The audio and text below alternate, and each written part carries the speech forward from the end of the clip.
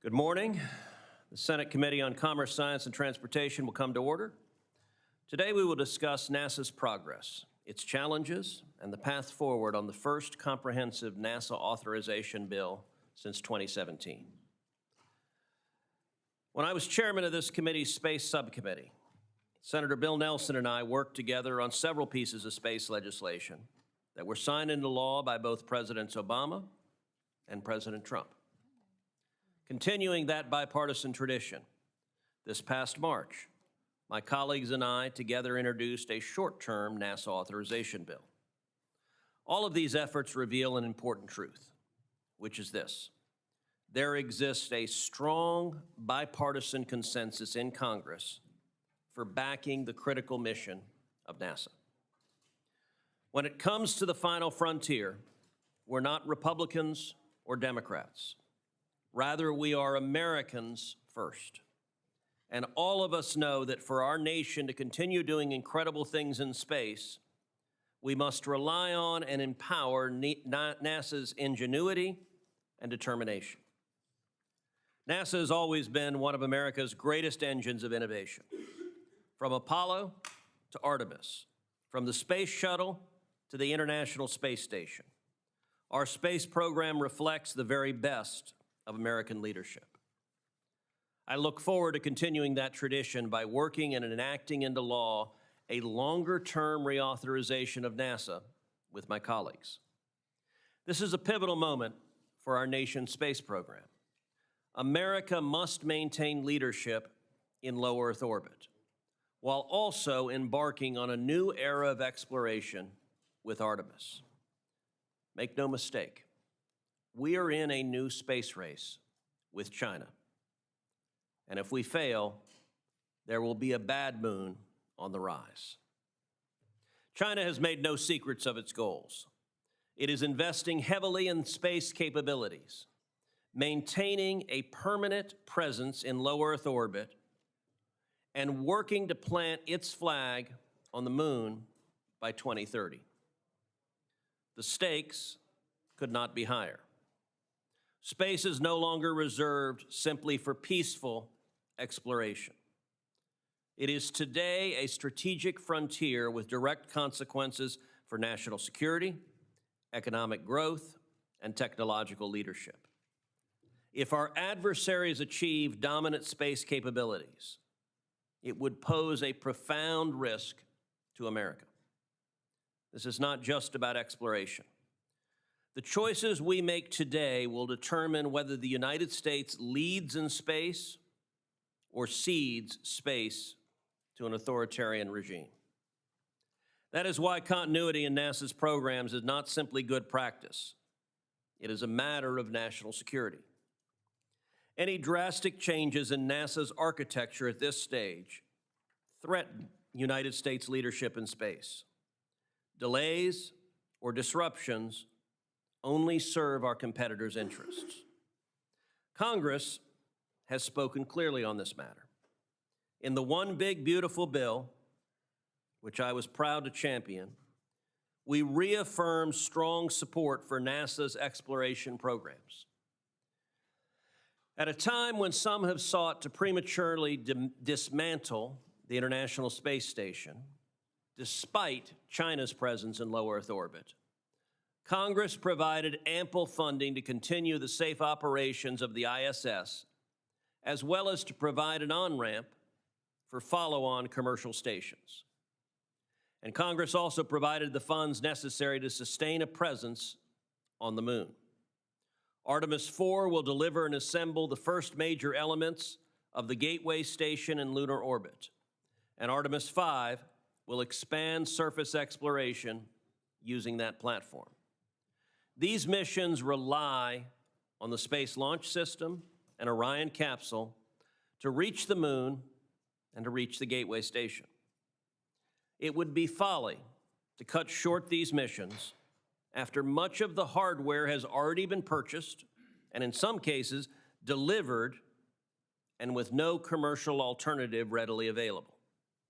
I look forward to working hand in hand with the administration to ensure that those funds are utilized in full accordance with congressional intent.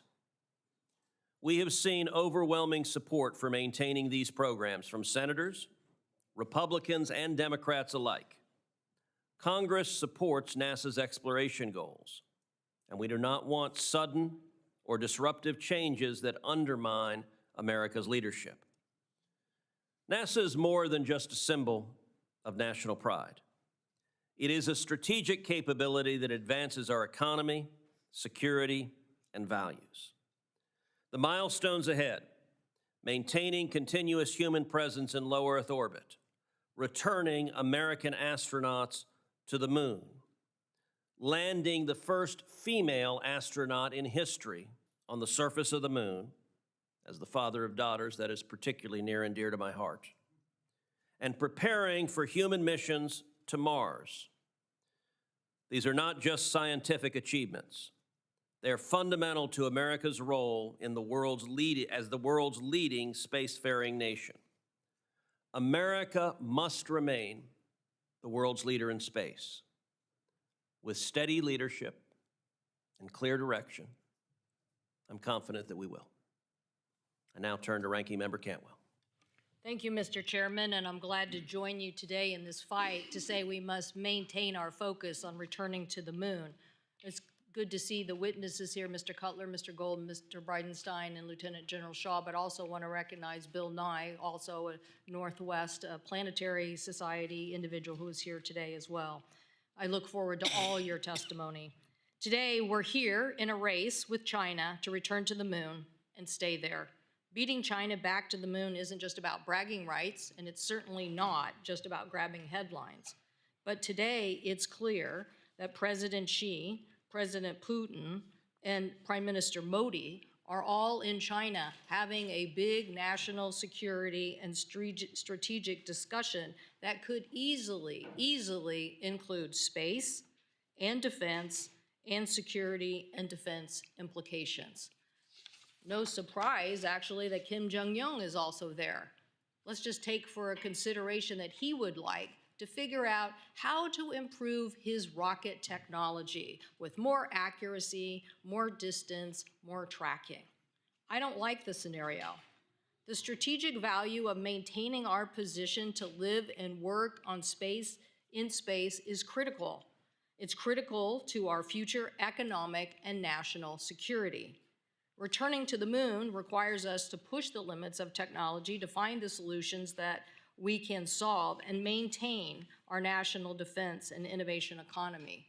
All you have to do is look back to the 1960s and look at the development of technologies that created an ecosystem within the United States of America that led to discoveries and innovations that we're still now counting on today.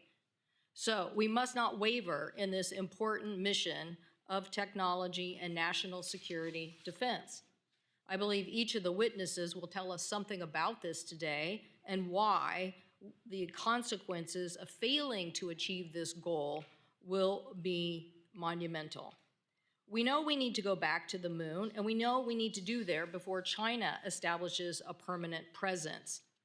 I want to hear, importantly, about the expertise these individuals think that we must pull together so that we won't fall short of this goal. It's clear in some of your testimony, you're already articulating the strategic advantage China has of being so uniform on their government structure. We, on the other hand, are trying to work both within the government and within the commercial sector on a partnership that allows all of us to creatively work together and move forward. That is why, Lieutenant General Shaw, I found your statement in your testimony quite compelling. Quote, "I believe if we do not unify and synchronize our efforts, we will find ourselves, rather than the space leaders we are today, instead in a position of increasing disadvantage in space as we progress further into this century," end quote. I don't want to see that reality either. I want us to explore how to get the most out of NASA's commercial partnership and determine if sufficient redundancy in the provisions of commercial space are there to ensure that. The state of Washington plays a very proud role in the exploration of the space and space economy, about 77,000 people employed today just in the space economy, obviously more than 100,000 employed in aerospace in general. So these are important companies to us. Aerojet Rocketdyne, Boeing, Blue Origin, all working on rocket infrastructure, crew capsules, Gateway lunar landing orbit stations, and human landers. All of these are so important. And also just a shout out to the returning Colonel Ann McLean from Spokane, who just returned from serving as the commander on the IS mission from March through August of this year. So yes, we have a lot of people thinking about space in the Northwest. So I am concerned about the current plan and what we are doing to make sure that we continue to push forward. I would love to see the continued focus on dual landers, given how important they are going to be for the future. It's not just one time, it's many times. This is an operation where we're going to continue to return and be an operational system. So I want to make sure that we have the best. I want to make sure that NASA has backup plans that takes advantage and ensures that the already delayed mission does not slip any further. I don't know that it takes a genius to figure out that while China may be projecting 2030 or some time period, there's nothing to say that they won't go sooner. There are people we talk to and trying to brief the press about this today who are betting that they are going to go sooner and that they are going to beat us. So we don't need another Sputnik moment. It's already happened. The only thing we have to do is make sure we in Congress get the budget right and support the Artemis mission. I appreciate everything the chair has done in putting money towards the Artemis mission, and I appreciate everything that we are doing collectively to assure that the administration spends it. But I also want to point out that, as Lieutenant General Shaw also says, this whole cislunar communication architecture, that is the space between the Earth and the Moon. That is what China would love to do. Go dominate the communication system between the space and the Moon. That's what they're already working on. We can't allow that to happen. We need to continue to move forward quickly, fastly with these investments because our national security and defense depends on it. I thank you, Mr. Chairman. I look forward to asking the witnesses more detailed questions about this, the President's budget, and why we need to make sure that we are funding this appropriate mission for the future, not just of our innovation, but also for our national security. Thank you. I thank the ranking member. I'd now like to introduce our witnesses for today.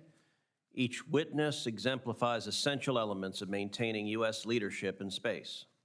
Our first witness is Mr. Alan Cutler, President and Chief Executive Officer of the Coalition for Deep Space Exploration, a national organization comprising more than 50 space industry businesses and stakeholders dedicated to ensuring that the U.S. remains the leader in space exploration.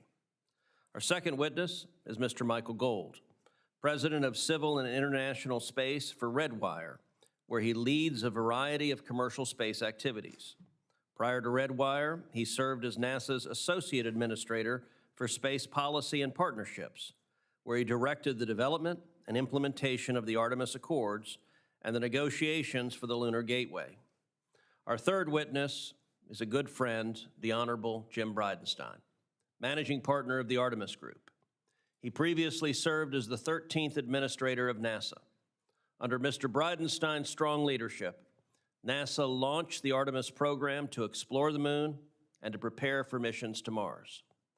And our final witness is Lieutenant General John Shaw, the former Deputy Commander of the U.S. Space Command, where he was responsible for conducting operations in, from, and to space to deter conflict. Mr. Cutler, you are recognized for 5 minutes.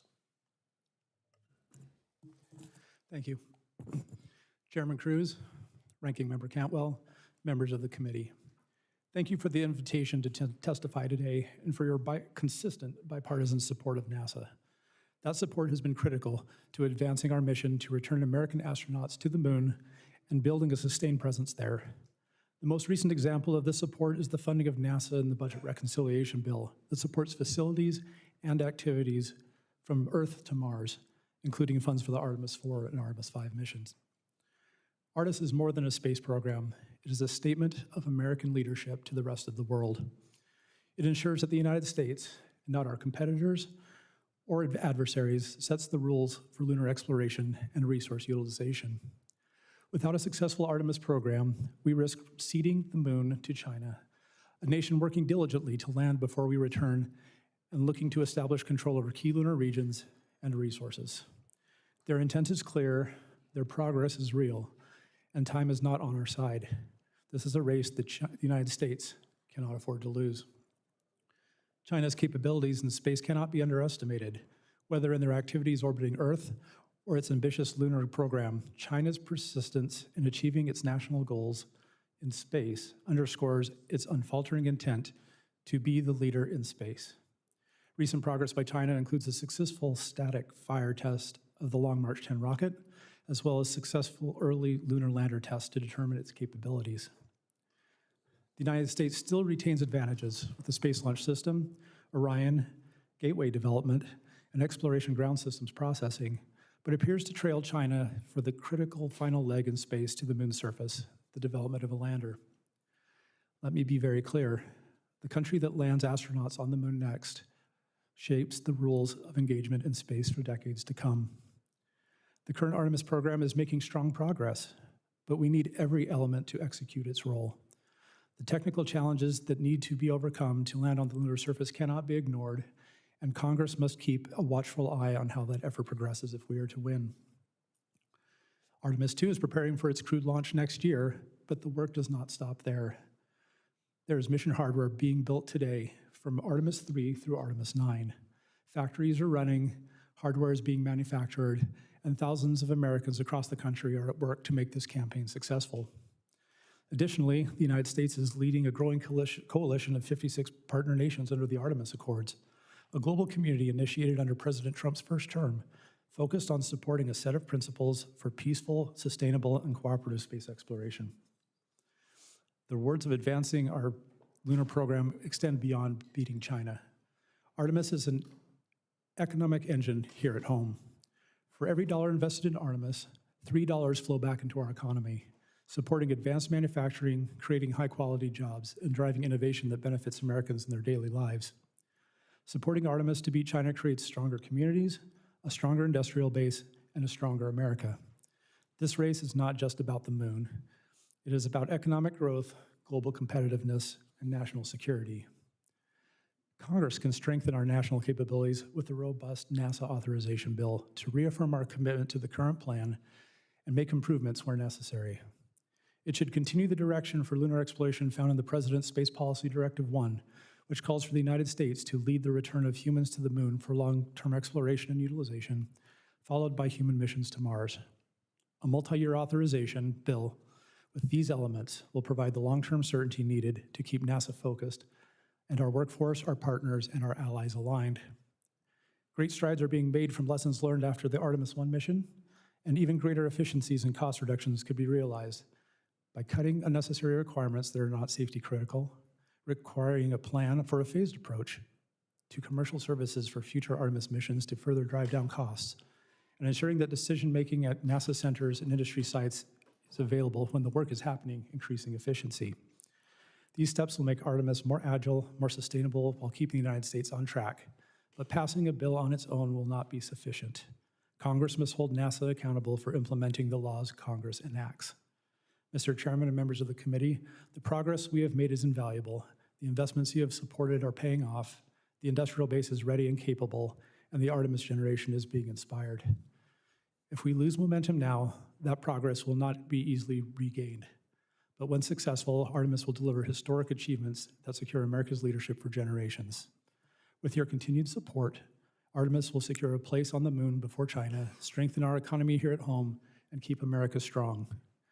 Thank you for your time, your attention, and for your commitment to Artemis, NASA, and America's leadership in space. Thank you. Mr. Gold, you're recognized. Thank you, Chairman Cruz, Ranking Member Cantwell, and distinguished members of this committee. I'm grateful to all of you, as well as your intrepid staff, for the opportunity to testify. But I am even more grateful for the work this committee has done to support American leadership in space via the One Big Beautiful Bill Act. Also, I would be remiss if I didn't thank Senator Cruz in particular for your leadership. Senator Cruz and I both share a strong affinity for Star Trek, and the highest compliment I can pay the chairman is that he is the Captain Kirk of the Senate. Thank you, Senator. Your time is extended to 10 minutes. Mr. Chairman, I think that could be a new nickname in the Senate here. Well said, Mr. Spock. Well, with your leadership, we'll live long and prosper.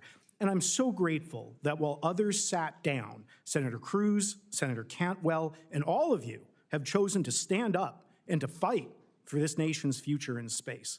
Specifically, per the direction of the One Big Beautiful Bill, NASA must complete and launch the Lunar Gateway. Just last month, along with NASA officials and representatives from all of our international partners, I watched the successful deployment test of Redwire's massive rollout solar arrays for the Gateway's power and propulsion element. These arrays, which will be some of the largest ever deployed by humanity in space, will power the Gateway, representing the pinnacle of solar electric propulsion technology, a key capability for both future civil space exploration and national security activities. Without the funding and direction of the One Big Beautiful Bill, this critical work would be in jeopardy. And I'm sure China would like nothing more than for the U.S. to abandon its lead in solar electric propulsion and to lose the benefits of Gateway in orbit and on the lunar surface. With Gateway and full commercial logistic services, the Artemis program can support lunar surface operations for 60 to 90 days, enabling robust activities and transforming the dream of lunar resource extraction and utilization into reality. Without Gateway, lunar surface activities will be limited to 5 to 7 days, dramatically curtailing the very nature of NASA operations. Additionally, while not a military facility, the presence of Gateway in cislunar space will provide a platform that will inherently allow America and its partners to monitor Chinese activities. A permanent spacecraft orbiting the moon will project American influence and power forward, discouraging illicit Chinese operations that may otherwise occur in the shadows. Moreover, Gateway is critical for projecting American power not only in space, but here on Earth. Over 60% of the Gateway's costs are being borne by our international partners, representing billions that have already been spent building hardware. Turning away from Gateway now would squander this unprecedented global investment in Artemis and force our international allies to seek partnerships with America's geopolitical rivals. Conversely, if NASA reaffirms its commitment to Gateway, we can unlock billions of dollars of additional international investments, creating even more robust capabilities for Artemis, along with a windfall for the American taxpayer. The combined Gateway PPE and Halo modules can be completed and launched in 2027, a mere 2 years from now. We can achieve an early win in this competition if America can simply demonstrate the wherewithal not to give up on the race when we are so close to the finish line. Additionally, the success of our lunar and Martian exploration efforts depend upon maintaining a strong foundation in low Earth orbit. The technologies, experience, and partnerships that occur in LEO drives the capabilities of our entire space enterprise. For example, at Redwire, using our biofabrication facility on the International Space Station, we have printed the first ever human meniscus in space. Who doesn't need a meniscus? We follow this up with printing live cardiovascular tissue and bringing it back, still live. Eventually, we could print whole organs in space, and that would save countless lives. We're also at Redwire making even more progress in drug development with our pillbox system that has now flown 32 times on the International Space Station. We've demonstrated how larger and more uniform seed crystals can be grown in space, leading to the development of enhanced pharmaceuticals with better efficacy, longevity, and fewer side effects. There is no question in my mind that microgravity manufacturing will transform the pharmaceutical and biotech fields. The only question is, will those benefits be enjoyed in China or here in the United States? Without the funding of the One Big Beautiful Bill Act and explicit action by NASA within the next few months, we run the risk of reducing the number of American astronauts on the ISS from 4 to 3 and then down to 2. If this committee's directives are not followed, for the first time in history, there will be more Chinese astronauts in space than Americans. This should be unacceptable. Unacceptable to Congress, unacceptable to NASA, and unacceptable to this nation. Again, I'm grateful to this committee for the support of Artemis, the ISS, and NASA science. Together, we must speak out with one unified voice that we will not cede LEO, our international partnerships, and the moon to the tender mercies of the Chinese Communist Party. I urge us, all of us here today and listening online, to fight. Fight for the ISS, fight for Artemis, and fight for America's future in space. Thank you, Mr. Gold. Mr. Bridenside. Thank you, Chairman Cruz, Ranking Member Cantwell, members of the committee. It's an honor to be here. After hearing Mike Gold's testimony, I want to comment on a few things in my 5 minutes. Number one, everything he said about medicine and microgravity is correct. We are seeing transformational capabilities in pharmaceuticals because atoms and molecules organize differently in microgravity than they do here on Earth. There are drugs that we are demonstrating on the International Space Station that we can create that can do things like, we had a drug, a Merck drug, Keytruda, which is for lung cancer, and we were able to make that drug so that instead of trying to find out if within 2 or 3 months if it's going to be efficacious, you can find out within 2 to 3 weeks whether or not it's going to be efficacious. Instead of administering it with an infusion, which takes time and is painful and is costly, you can do it with a pill. These are and that's just one drug that is improved. We're talking about drugs to treat diseases that have never been treatable before. To piggyback on what Mike Gold just said, we are either going to have that capability in the United States because we have a permanent human presence in space with a fully mission-capable space station, or we're going to cede that to China. It is really that simple. Now, that's just on the pharmaceutical side. Then we also talk about regenerative medicine, where we're actually 3D printing tissue. Mike mentioned the meniscus, where we're growing in 3D tissue like cardiovascular tissue and vein tissue and other things. This type of regenerative medicine is critical to the future economy of the United States of America. And if we want to not have a fully mission-capable system, if we want to not have a permanent human presence in space, then not only does that capability go to China, but all of our international partners go to China as well because they want that capability. This is a big deal. So that's on the low Earth orbit side of things. And Senator Cruz, I know you're getting a lot of accolades today, but it is absolutely true. The one big beautiful bill with the $10 billion additional dollars for NASA human spaceflight was in large part you're doing, and I know it was bipartisan. I know the one big beautiful bill might not have been bipartisan, but that element was in fact bipartisan, and I know senators on both sides of the aisle are grateful for your leadership on that. So very important. I would also say the purpose of this hearing is, are we going to be able to get to the moon first? I mean, that's the title of the hearing. And I will tell you, and I know there's going to be questions, and I'll go into more depth later, but look at the architecture that we have developed to land American astronauts on the moon. Look at the architecture. It is extraordinarily complex. In some cases, it hinges on me saying here today that it is highly unlikely that we will land on the moon before China. And I'm going to explain it in the next 2 minutes. So, number one, we have the SLS rocket, which is the most powerful rocket ever built. And Senator Cruz mentioned, yes, it has had its problems in the past. It has been expensive. It had overruns, all those things. But it's behind us. It's done. We need to use it. We have the Orion crew capsule, which, quite frankly, is a shiny object in this whole thing. The Orion crew capsule is not only usable today, but ultimately the cost is going down because more and more of it is reusable every time we use the Orion crew capsule. Those two elements are in good shape. I will tell you, I have been critical of both in the past, in front of this committee and other places, and I'm more than happy to be critical of all of our contractors, just to be really clear. But I will say what we don't have today. Here's what we don't have today. We don't have a landing system for the moon.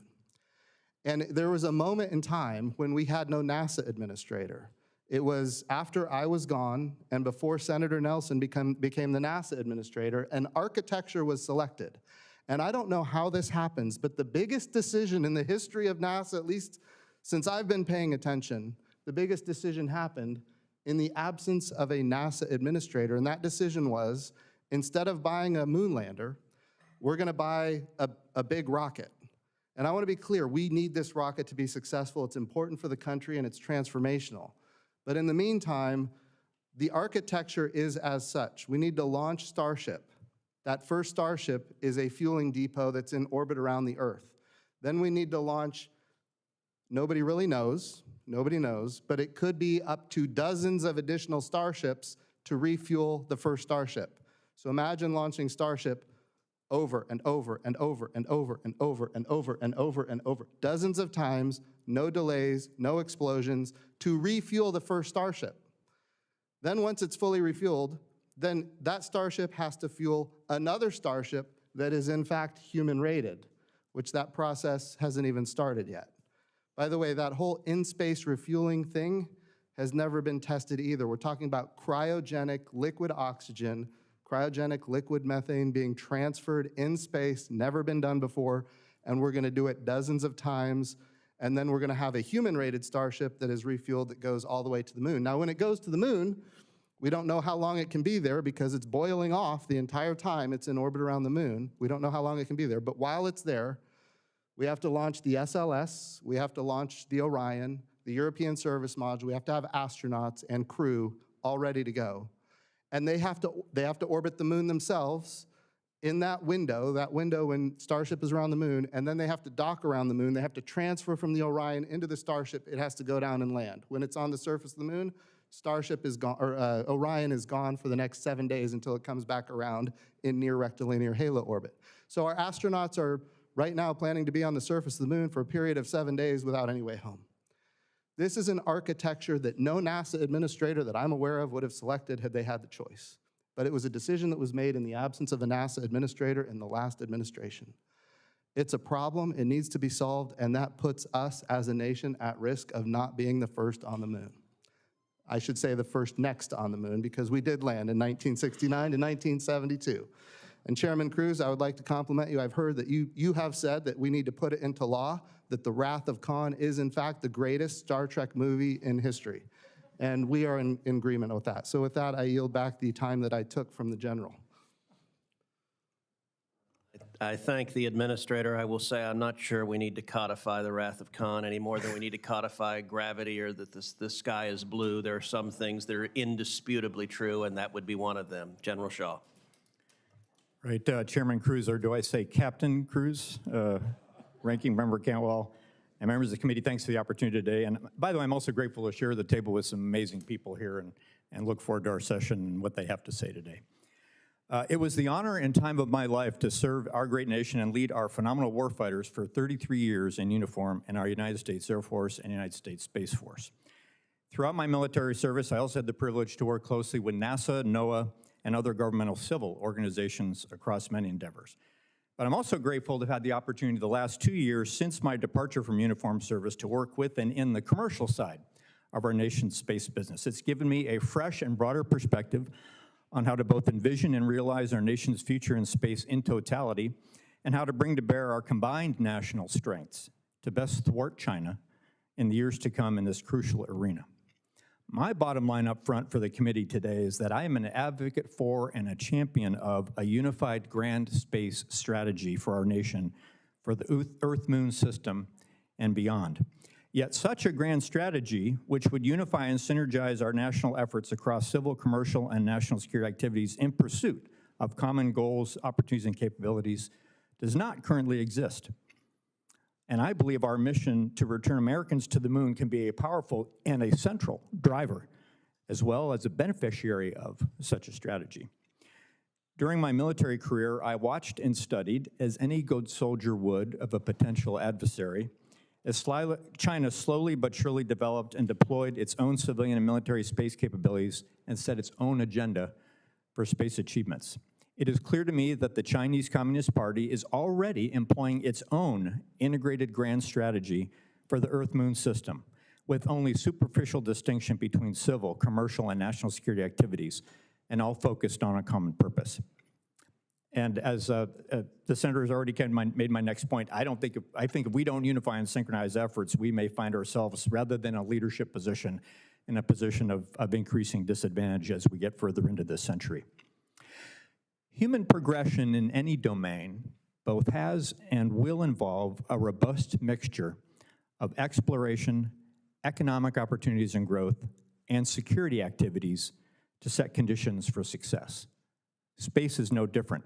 And by the way, I realize I'm probably representing of those three things, exploration and commercial and economic growth and national security. I'm representing the national security end here, but I also want to say I am passionate and excited about all three of those things. And that's how we're going to succeed as a nation.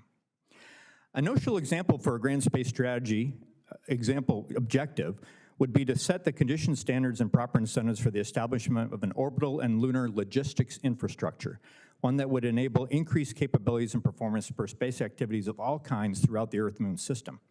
Such an infrastructure would include on-orbit manufacturing, assembly, refueling, replenishment, and other forms of servicing. We already know that we will need such an infrastructure to sustain human presence on the moon, solely from just the exploration approach. But such an infrastructure could also and will benefit dynamic space operations for national security platforms as well as for commercial endeavors. Yet our national approach to space logistics to date has appeared disjointed and inconsistent to those in the commercial community, and I hope my panelists maybe address this and see their perspective, is seen as inconsistent to those who might want to invest in those capabilities. The Chinese are already matching and perhaps even outpacing us in this logistics pursuit. Here's a recent example. Just in the last few weeks, this summer, as observed by open sources and reported in media, we have seen China perform a docking and apparent refueling operation between its SJ-21 and SJ-25 platforms in geosynchronous orbit. Following that fuel transfer activity, the docked spacecraft together, this was just last month, performed the largest single maneuver in geosynchronous orbit ever yet conducted, likely in excess of 330 meters per second. That's a lot, actually. Well, at least by today's standards. Someday that will be a pittance, but today that's a lot. Other examples of area where I believe we can move faster and more effectively under a unified strategy include cislunar space domain awareness and a cislunar communications architecture, both, again, necessary for sustained human presence on the moon. I'm also supportive of swiftly developing nuclear fusion power solutions in space, which are compelling to sustain operations on the lunar surface, but could also better enable national security activities, such as in the form of nuclear propulsion, and could unlock new commercial opportunities and benefits as well. I will point out that China is developing or has already fielded capabilities in each of these example areas: cislunar domain awareness, cislunar communications, and space nuclear power. The challenges are great, the matter is urgent, but I'm optimistic we can indeed, via a unified grand strategy for space, thwart China's ambitions and continue the United States' leadership in this ultimate high ground. In the words of a different Star Trek captain, let's engage and make it so. I look forward to your questions. Thank you to each of you. Mr. Bridenstine, let's start with China, a topic you addressed at some considerable length. China is on an aggressive timeline to put astronauts on the lunar surface by 2030, and they appear on track to do so. They're also currently operating a space station right now in low Earth orbit. Mr. Bridenstine, China is racing to control the moon and low Earth orbit, and they're not shy about using space to expand their power on Earth. If America doesn't beat them, if we cede the lunar surface or continuous presence in orbit to Beijing, what does that mean for our national security, our economy, and America's leadership? Very important question. So here's how I view things, and I think the general will appreciate this from my time as a lieutenant in the Navy. We did joint professional military education, and we learned this thing called the DIME theory of national power. And in each of those elements, you have, it's an acronym, DIME: diplomatic, information, military, economic power. When I was at the helm of NASA, my goal was to always think about what we're doing in those elements. How does this advance diplomatic power? How does it advance information power, military power, and economic power? On the diplomatic side, you mentioned the International Space Station and the next generation commercial space stations. On the diplomatic side, we have like 15 different countries that are operating the International Space Station today. We've had astronauts from, I think, 21 different countries at this point. We've had agreements with actively, I think we've got over 600 or 700 agreements now internationally as it relates to missions. NASA is a key element of diplomatic power for this country. I will tell you, I don't think it's often used correctly. I mean, we could put it on the table for a whole host of, kind of carrot and stick kind of activities to benefit the United States of America and an America First policy. That's the way I thought about it when I was the NASA administrator. On the information power side of things, one of my big things that I had, one of my first eye-opening experiences at NASA, when we landed InSight on Mars. This was a lander that was going to land on Mars and help us understand Mars quakes. Like, how is it organized inside? Well, when we landed InSight on Mars, it was on the cover of every newspaper worldwide. That's amazing information power, including one newspaper was the hardline newspaper of the Islamic Revolutionary Guard Corps in Iran. Now, I'm not saying we want to win their press, but at the end of the day, it was a story about how we landed on Mars. But their Sunday comics are excellent. But it was a story about how we landed on Mars, and it was a story about how we did it, when we did it, what we were doing, and it had a list at the end. The last was all of our international partners that participated with us in that. This is a newspaper in Iran where they don't get good information about the United States of America, but when we land on Mars, it changes things. It changes the perception of young people towards this country that we love. And I think that's an important power, information power. Of course, everybody likes to talk, Apollo 11 when we landed on the moon and the whole world watched. I mean, that's information power that we reference even today. If we can land on the moon, why can't we do these things? That kind of thing. On the military side, NASA is not strong. We don't play military. We don't report to the Secretary of Defense. But a lot of our technologies and capabilities, in fact, have dual use capability. One thing that concerns me greatly right now is the devastating consequences happening to the Jet Propulsion Laboratory out in California, JPL. They're the ones that build all the Mars landers. They're the ones that have landed on Mars 9 times in history. But a lot of that technology, make no mistake, has military application, and we're at risk of losing a lot of that. So I think that's important to note as well. Finally, that's the military side of things, but it's really not where NASA plays. NASA plays in exploration, science, discovery. The E, and this goes back to the opening statements, the E is economic power. When it comes to pharmaceuticals, regenerative medicines, advanced materials, article came out, China is using their space station to create new advanced materials for hypersonics, materials that my understanding is we don't have right now, although maybe somebody knows something I don't know. At the end of the day, we have to use microgravity, where we know atoms and molecules organize differently. We have to use it to our advantage, and advanced materials, China is doing that. And we're not doing it the way we should, and we're at risk of losing it. So all of those elements, I think, are important. When we think about the great power competition with China, we need to think about NASA being used for diplomatic power, information power, military power, and economic power. Thank you. Gateway will be America's eye in the sky in cislunar space, extending our lunar surface program by enabling longer missions, heavy equipment delivery, and protection of U.S. assets, while paving the way for advanced infrastructure like Interim Administrator Duffy's goal of a lunar nuclear reactor by 2030. Meanwhile, China has made it clear that it intends to build its own cislunar station as a platform to dominate the moon and to pursue critical resources such as helium-3. Mr. Gold, in your judgment, why is it critical that the United States lead with Gateway and cislunar before China builds its own cislunar station and uses it to control the moon? Thank you, Senator. When I was at NASA, I got a briefing on our ability, or should I say inability, to monitor Chinese activities in cislunar space. I didn't sleep for a week. You hear democracy dies in darkness. Our freedom could die in the depths of space if we are not able to monitor and understand what's happening with space situational awareness around the moon. And relative to nuclear on the moon, you mentioned helium-3. It's not just about the moon, it's about Earth. The countries and companies that control the moon will control the Earth. It's just a matter of time. Rare earth elements, helium-3. We need to be able to extract these resources. We need to be able to learn to live off the land. I'm a native of the great state of Montana. Did a lot of camping and fishing back in the day. I can't imagine going on those camping trips if I had to bring all of my air, all of my water, all of my food, all of my oxygen. You can't have a sustainable, robust presence or support economic activities if you can't live off the land.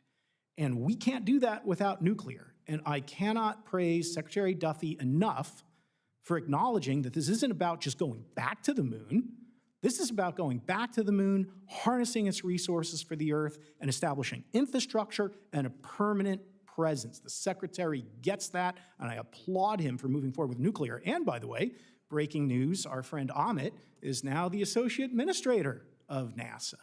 And again, I very much appreciate Secretary Duffy's decisive action, his decisive leadership in elevating the head of the Moon Mars program to Associate Administrator, the highest civil servant post at NASA. That sends an important message, not just to NASA, but to our international partners and even to China, that we're back. We are reigniting the torch of Artemis, and we're going to go forward to the moon. I can tell you the NASA civil servants needed to hear that. And again, I'm very grateful to Secretary Duffy for making that point.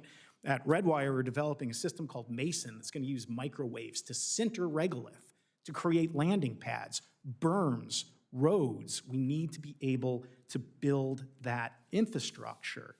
But more than anything, we need to be able to rebuild our credibility here on Earth.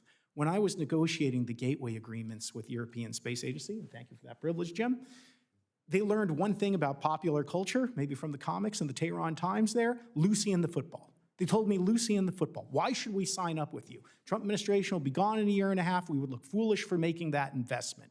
And I told them, you know what, you're right. Don't listen to me. They're justifiably skeptical. NASA has failed to sustain a beyond LEO human spaceflight program since Apollo. Failure hasn't just been an option, it's been a certainty. So how did I convince the Europeans? Senator Cantwell, I had your help. And I told them, don't listen to me. Listen to Senator Cantwell. Listen to Senator Nelson. Listen to the bipartisan coalition that Jim Bridenstine created. Because if we lose, then they will carry forward.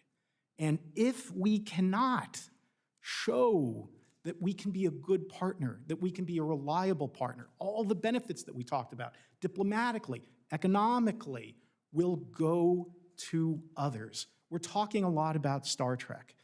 The reason I love Star Trek, not just the adventure, not just the stories, but because it said we're not going to have just better technology, but a better future in space. We launch not just our astronauts and hardware, we launch our values. And if we can't move forward with Gateway, if we can't move forward with Artemis, we will lose that future to the Chinese. Well, thank you both for your testimony. I will say I was disappointed with both of you that you guys left Matt Damon on the surface of Mars. But other than that, you both did an excellent job. Ranking Member Cantwell. Thank you, Mr. Chairman, and thank you all for illuminating this issue of why we need a grand strategy. I think it's a good terminology that equates to the notion that the time is here to think bigger about the implementation of all the things. It reminds me, sitting here, how a colleague once said to me, you know, your state should be called Jefferson. I said, my state should be called Jefferson? He said, yes. It was President Jefferson who basically made the big decision to send Lewis and Clark at a critical moment in our country's history to go all the way across the United States to try to find if there was a faster path and lay claim to the Pacific Northwest, because other people were already there, obviously by ship. And the president, Jefferson, saw the importance of America's expansion all the way to the Pacific coast. So anyway, we're still proud we're called Washington, but it brings up this point about the predicate of getting there first. And I don't know if this is you, Mr. Gold, or Lieutenant General Shaw, but there are areas, particularly the south pole of the moon, that are critically and strategically important. And getting there in a timely fashion to claim those resources or claim that space seems to be just as critical as Jefferson's decision to get us all the way out to the Pacific. I don't know if one of you want to comment on that. Senator, I would say even more critical than Jefferson's decision, because this doesn't affect the country, this affects the whole world. And you're exactly right. The moon is a large place, but the number of locations that have the combination of water ice, sunlight, and other aspects that we need are actually relatively limited. And we could lose those to the Chinese if we don't move quickly. Additionally, the countries that get there first will write the rules of the road for what we can do on the moon, how we act. We've had tremendous success with the Artemis Accords. 56 countries have signed. The Chinese only have 13 for their International Lunar Space Research Station program. But if we're not first, trust me, those numbers will change. And the fear, China will eventually outspend us in space. It's inevitable. We must out-entrepreneur them. And that's why I'm so grateful for one of your constituents, Blue Origin, for example. And for some reason, this doesn't get, I think, enough play.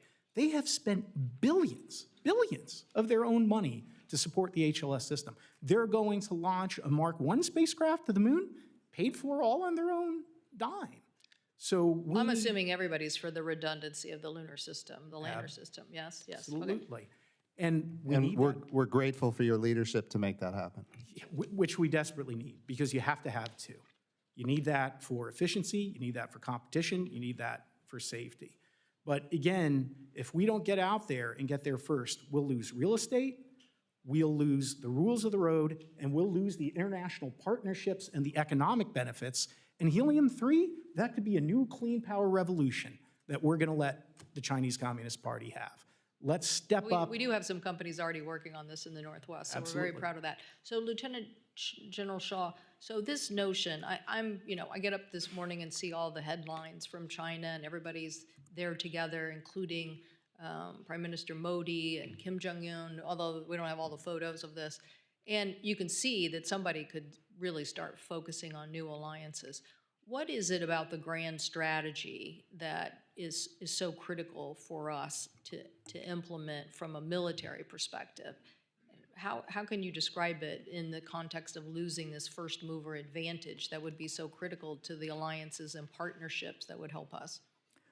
Senator, I think, as some of the other panelists have said, this Earth-Moon system, these opportunities on the moon, are not just for exploration alone. In any more that the Lewis and Clark expeditions were just to, I wonder what's out there.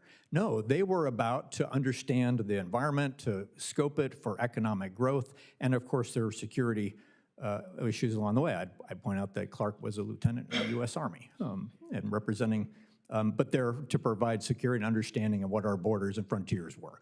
And so we need to approach the moon the same way, that it's all of these pieces, all of the dime that Honorable Bridenstine mentioned. So one of these examples that we've talked about of where I don't think where we could do this better as a nation would be cislunar domain awareness. There are going to be needs for that, just for human presence in and around the moon to understand that domain. What debris might be in lunar orbit. It's a different kind of regime than low Earth orbit that we're used to, but there are the possibility that will be things in orbit. We'll understand what's there. We'll want to understand what possible mischief could be going on. It's easy to hide things way, way out there. We'll want to understand that.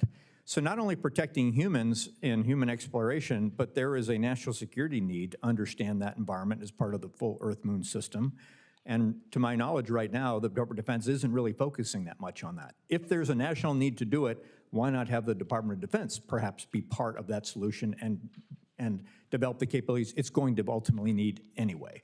So that's this idea of where we probably could do things in a much more coordinated and synergistic fashion than we're currently doing. Well, I'm definitely very concerned about our communication security writ large, and I do think more of defense is moving into space and satellite effects of communication. And then I worry that if somebody is going to be on that frontier of the latest of technology communication in a cislunar environment, that has to be us. And we have to understand what the ramifications are of that system. Is that not correct? That is absolutely correct. And again, I'd like to point out that China sent 7 payloads to the moon last year. 6 of them were communications focused. They weren't scientific experiments. They were communications focused, the building blocks of a communications architecture.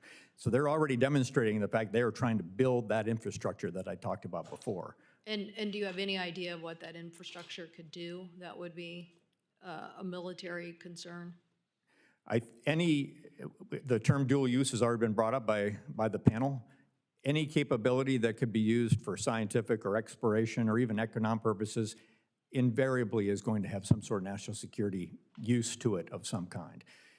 As an example, in this particular case, if there are Chinese national security payloads operating in the broader Earth-Moon system, they could leverage that communication architecture network to have continuous communications with those platforms rather than relying on strictly terrestrial relays. Oh, well, big advantage there. Thank you, Mr. Chairman. Senator Cantwell, thank you. Senator Fisher.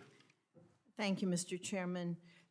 Thank you, General, for your comments about defense. I chair the Subcommittee on Strategic Forces on Armed Services, and we've had numerous discussions on that since we have jurisdiction over space as a warfighting domain. So I appreciated your comments.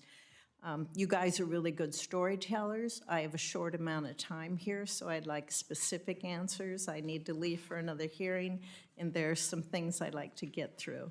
So, Mr. Gold, I'm not picking on you first, but Mr. Gold, should China be the first to establish a permanent presence on the moon, there would be serious consequences for Americans. You've spoken to that in the past, as had the administrator.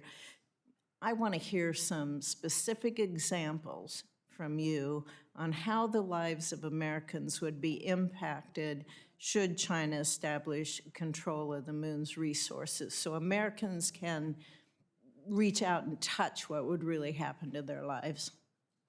The potential wealth of the moon is extraordinary and candidly even unknown at You're this. telling me a story. Well, let me put it this way. China lands on the moon. The next day, we see tremendous benefits to China geopolitically, where our allies turn to them not only for space exploration, but for national security agreements, for trade agreements. The meeting that's occurring now between China, India, and Russia that you're seeing today, if China lands on the moon first, that will deepen and strengthen those economic ties. China is very good at leveraging space to drive the dime assets that Jim Bridenstine and the General are talking about. If they get there first, we will see a global realignment that will impact our economy, our tax base, our ability to innovate, and our national security in terms of diplomacy and geopolitics that will affect security and many other aspects of our daily lives. Thank you very much. Administrator, while at NASA, you helped lead the Artemis Accords and establish that framework for the principles to guide civil space exploration. China has their own framework, the internal lunar research station that's there. Can you, first of all, speak to the importance of the Accords and then speak to the risk that that we would see with those principles if they start to erode, the risk we have there for future deep space exploration, since China then would establish that permanent presence on the moon? Excellent question. A couple of things that I think are important to note. You know, when we established the Artemis Accords, it was because, and this is important, so important. We went to an event where there was a lot of international players in the space domain, and we said, hey, we're thinking about creating a moon program. In fact, we are going to create a moon program.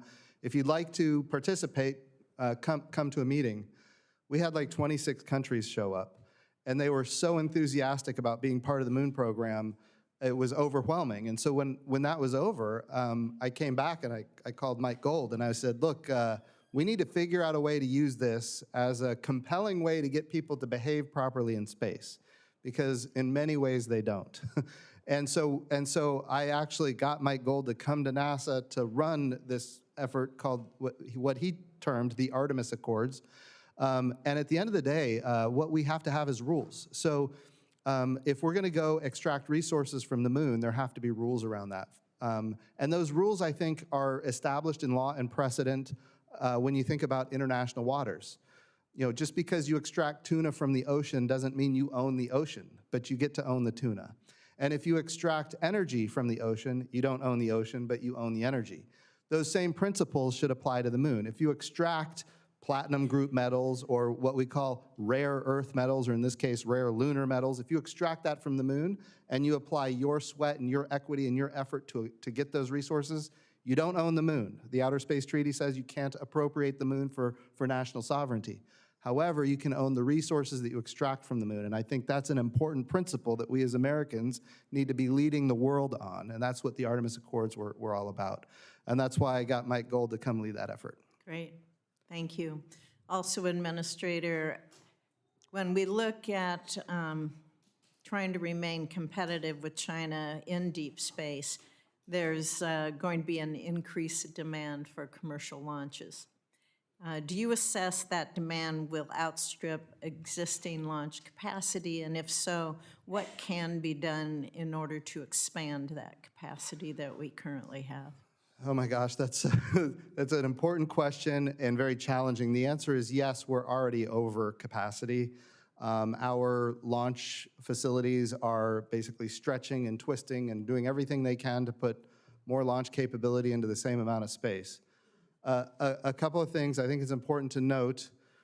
I want to be clear, the architecture for the Artemis program is strained, to say the least. I would also say that we need, in many cases, we need Starship to be successful for a whole host of capabilities. It's also true that if they do what they're setting out to do, there's going to be over 100 launches from Cape Canaveral and Kennedy Space Center per year from Starship. And in each one of those launches, that also means there's going to be testing, there's going to be landing, there's going to be a lot of different things happening. Each time that's going to end up shutting down those facilities. And it puts us in a position where we could end up with basically one launch provider if we don't figure out how to solve this problem. I do believe that over time, there's going to be other opportunities to launch from different locations. We're not there right now. When I'm talking about inland launch, from Oklahoma, we have a spaceport. Right now, we'd have to drop something on Kansas, and I know Senator Moran doesn't want us dropping anything on Kansas.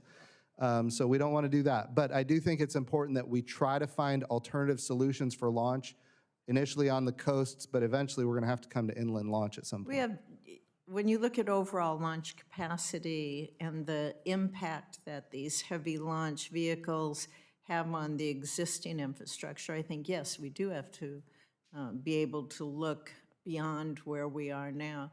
And Space Force determines the launch pad allocations. So we have a tie-in there between these committees, each within their own jurisdiction, specific jurisdiction over different parts of what we're discussing here today. Thank you. Thank you. Sir Kim. Thank you all for coming on out here. Mr. Bridenstine, I'd love to just start with you. There's been a lot of conversation about the different national security implications, and I agree with that. As someone who worked in national security my whole career, it's important that we keep our foot on the gas. As I'm trying to explain to the people in my state of New Jersey what the benefit we get out of the space program, especially from a commercial aspect in terms of just implications to people's daily lives, our economy, how do we go about doing it? What's the best argument that you've come across? Okay. You raised some of the potential exploration benefits of microgravity, of biotech. I'd love for you to expound on this and really try to help us hit home to the American people the importance of this. Yes, sir. I would summarize it. There's a lot of ways to talk about it, but I would say the way we communicate. A lot of us use internet broadband from space. People here are familiar with DirecTV, Dish Network as well. The way we communicate now is highly dependent on space. Even our terrestrial wireless networks, our cell phones, are dependent on a timing signal that comes from GPS. So even our wireless networks are dependent on space. But the way we communicate, the way we navigate, GPS, for example, is critically important. The way we produce food, we're increasing crop yields, reducing water usage, the way we produce energy and the way we do it cleanly, the way we predict weather, the way we understand climate. And there's a lot of, partisanship around the climate issue, but at the end of the day, we've got to know what's happening. And there's ways that we can use our space assets to understand how the climate is affected by what we do here on Earth. One thing I saw NASA do that I wasn't fully aware of was just how much the applications are for agriculture, for instance, especially when it comes to what you were just saying about climate and understanding, crops, storm systems, et cetera. Well, I wanted to just bring in something else. I just took, I did a CODEL trip out to South Korea and Japan. And it really just got me thinking as I'm listening to you and this panel, thinking about just our space cooperation, just the role that it plays with other countries. And, Minister, I'd like to start with you, but open it up, just what you see in terms of, South Korea and Japan, places where we can build upon, especially when it comes to accelerating Artemis, building a counterweight to China's space partnership with Russia. And look, there's no doubt we saw those images with Modi standing next to a lot of these leaders. How can NASA work with India to build on the NISAR partnership to advance shared space science and exploration goals? I'm just trying to think about how it is that we can try to anchor that relationship as well. Well, yeah, wonderful question. I think when it comes to South Korea and Japan, Japan specifically has been a long partner with the United States on space exploration. From the International Space Station, they have modules on the International Space Station, they've got experiments on the International Space Station, they have rockets that resupply the International Space Station. They are among our best partners on the International Space Station. And of course, they're one of the early adopters of the Artemis Accords. In fact, I think, Mike, weren't they the first 8? We were the first to sign. The first. And the reason the English is so good in the Accords is because of the corrections the Japanese made. They speak English better than we do. There you go. So I don't know. I don't know if I feel super great about that. What it says about us, but. But I think all of those are important international partnerships. And then, of course, on the South Korean side, they also signed on to the Artemis Accords. And they want to do more and more in space. And they have the capability to do that. And since they signed the Artemis Accords, we want to bring them into that fold and have them participate fully in the missions. Yeah. And Go ahead. I'm sorry, and Senator, in regard to the Artemis Accords, what's really wonderful to see is it's created an ecosystem, a family of nations. When we were back at NASA during the launch of the aptly named HOPE mission by United Arab Emirates, that was a spacecraft built by UAE that was powered by a partnership that began between UAE and Korea, where UAE didn't have the technical capability. They went to Korea, they helped them build these spacecrafts, then they brought it domestic, and then it was launched on a Japanese spacecraft with American assistance from Colorado. During this launch, we heard overlapping Japanese, Arabic, English, and even Korean back during some of the technical conversations. That's the future that we want.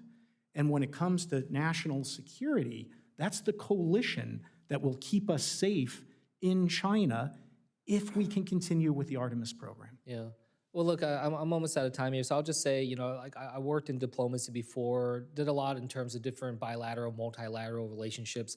I've never seen another issue that can really solidify some of these relationships and stay out of the day-to-day politics, stay out of some of the geostrategic conversations, and really just be able to have that kind of pure expert science to science kind of partnerships. I think there's a lot here to build off from. I'm excited about some of the energy I see on this committee. So thank you for your testimonies today, and I'll yield back.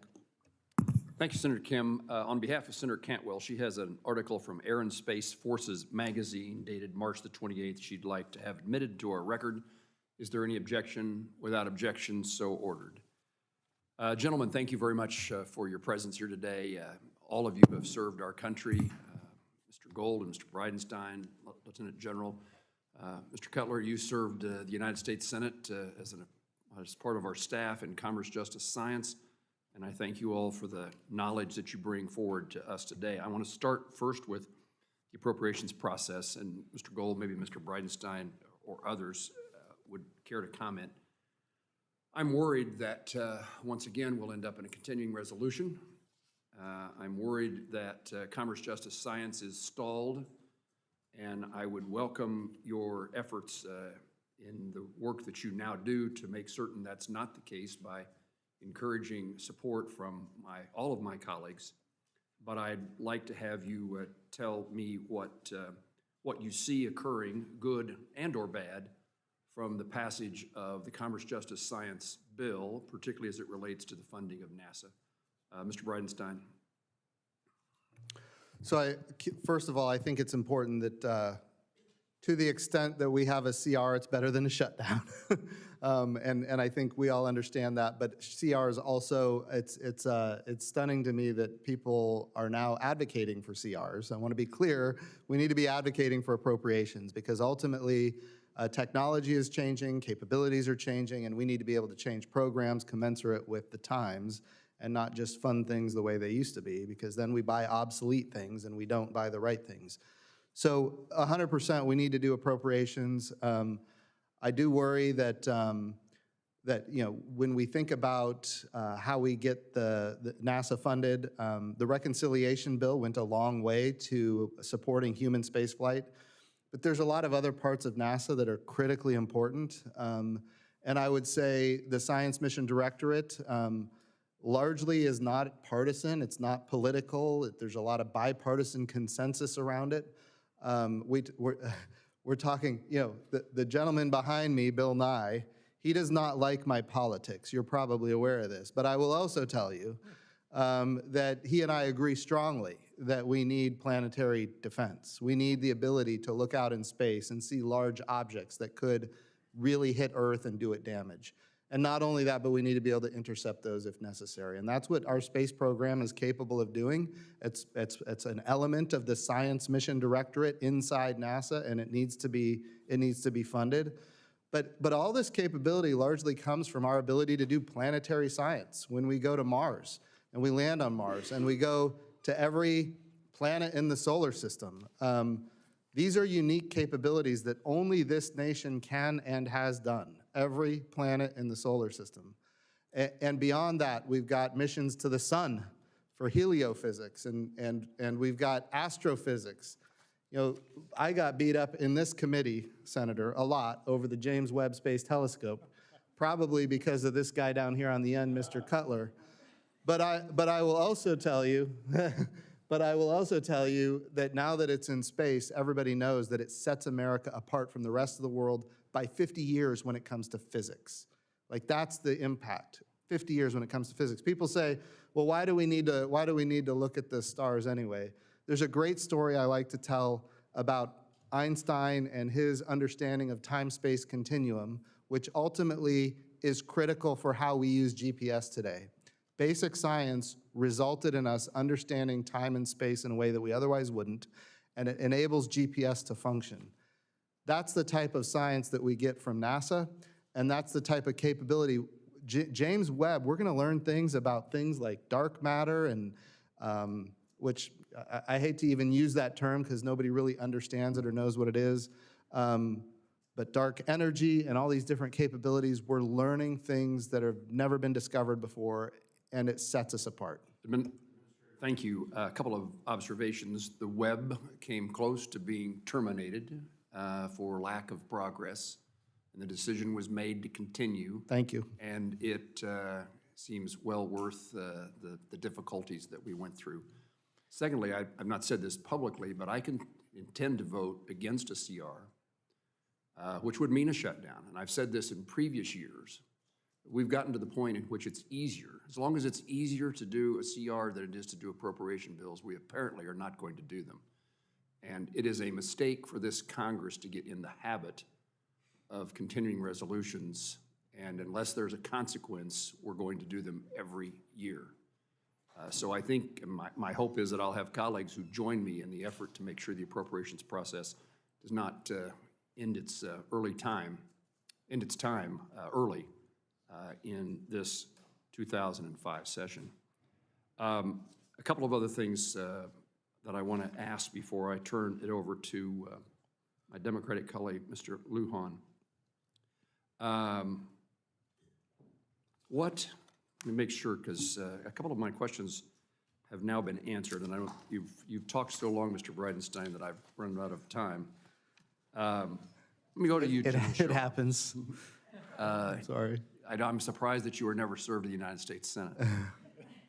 General Shaw, your testimony, you speak to the necessity of establishing a grand strategy, of which the Chinese have already adopted, quote, to unify and synergize our national efforts across civil, commercial, and national security activities, and that we risk losing our domination in space without one. what are the pillars of a successful grand strategy capable of beating the Chinese in space?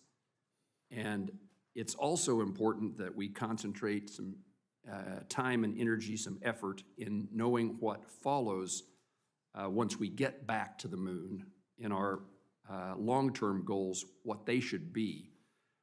How does the strategy deal with getting us back to the moon and then also the long-term strategy of what happens next?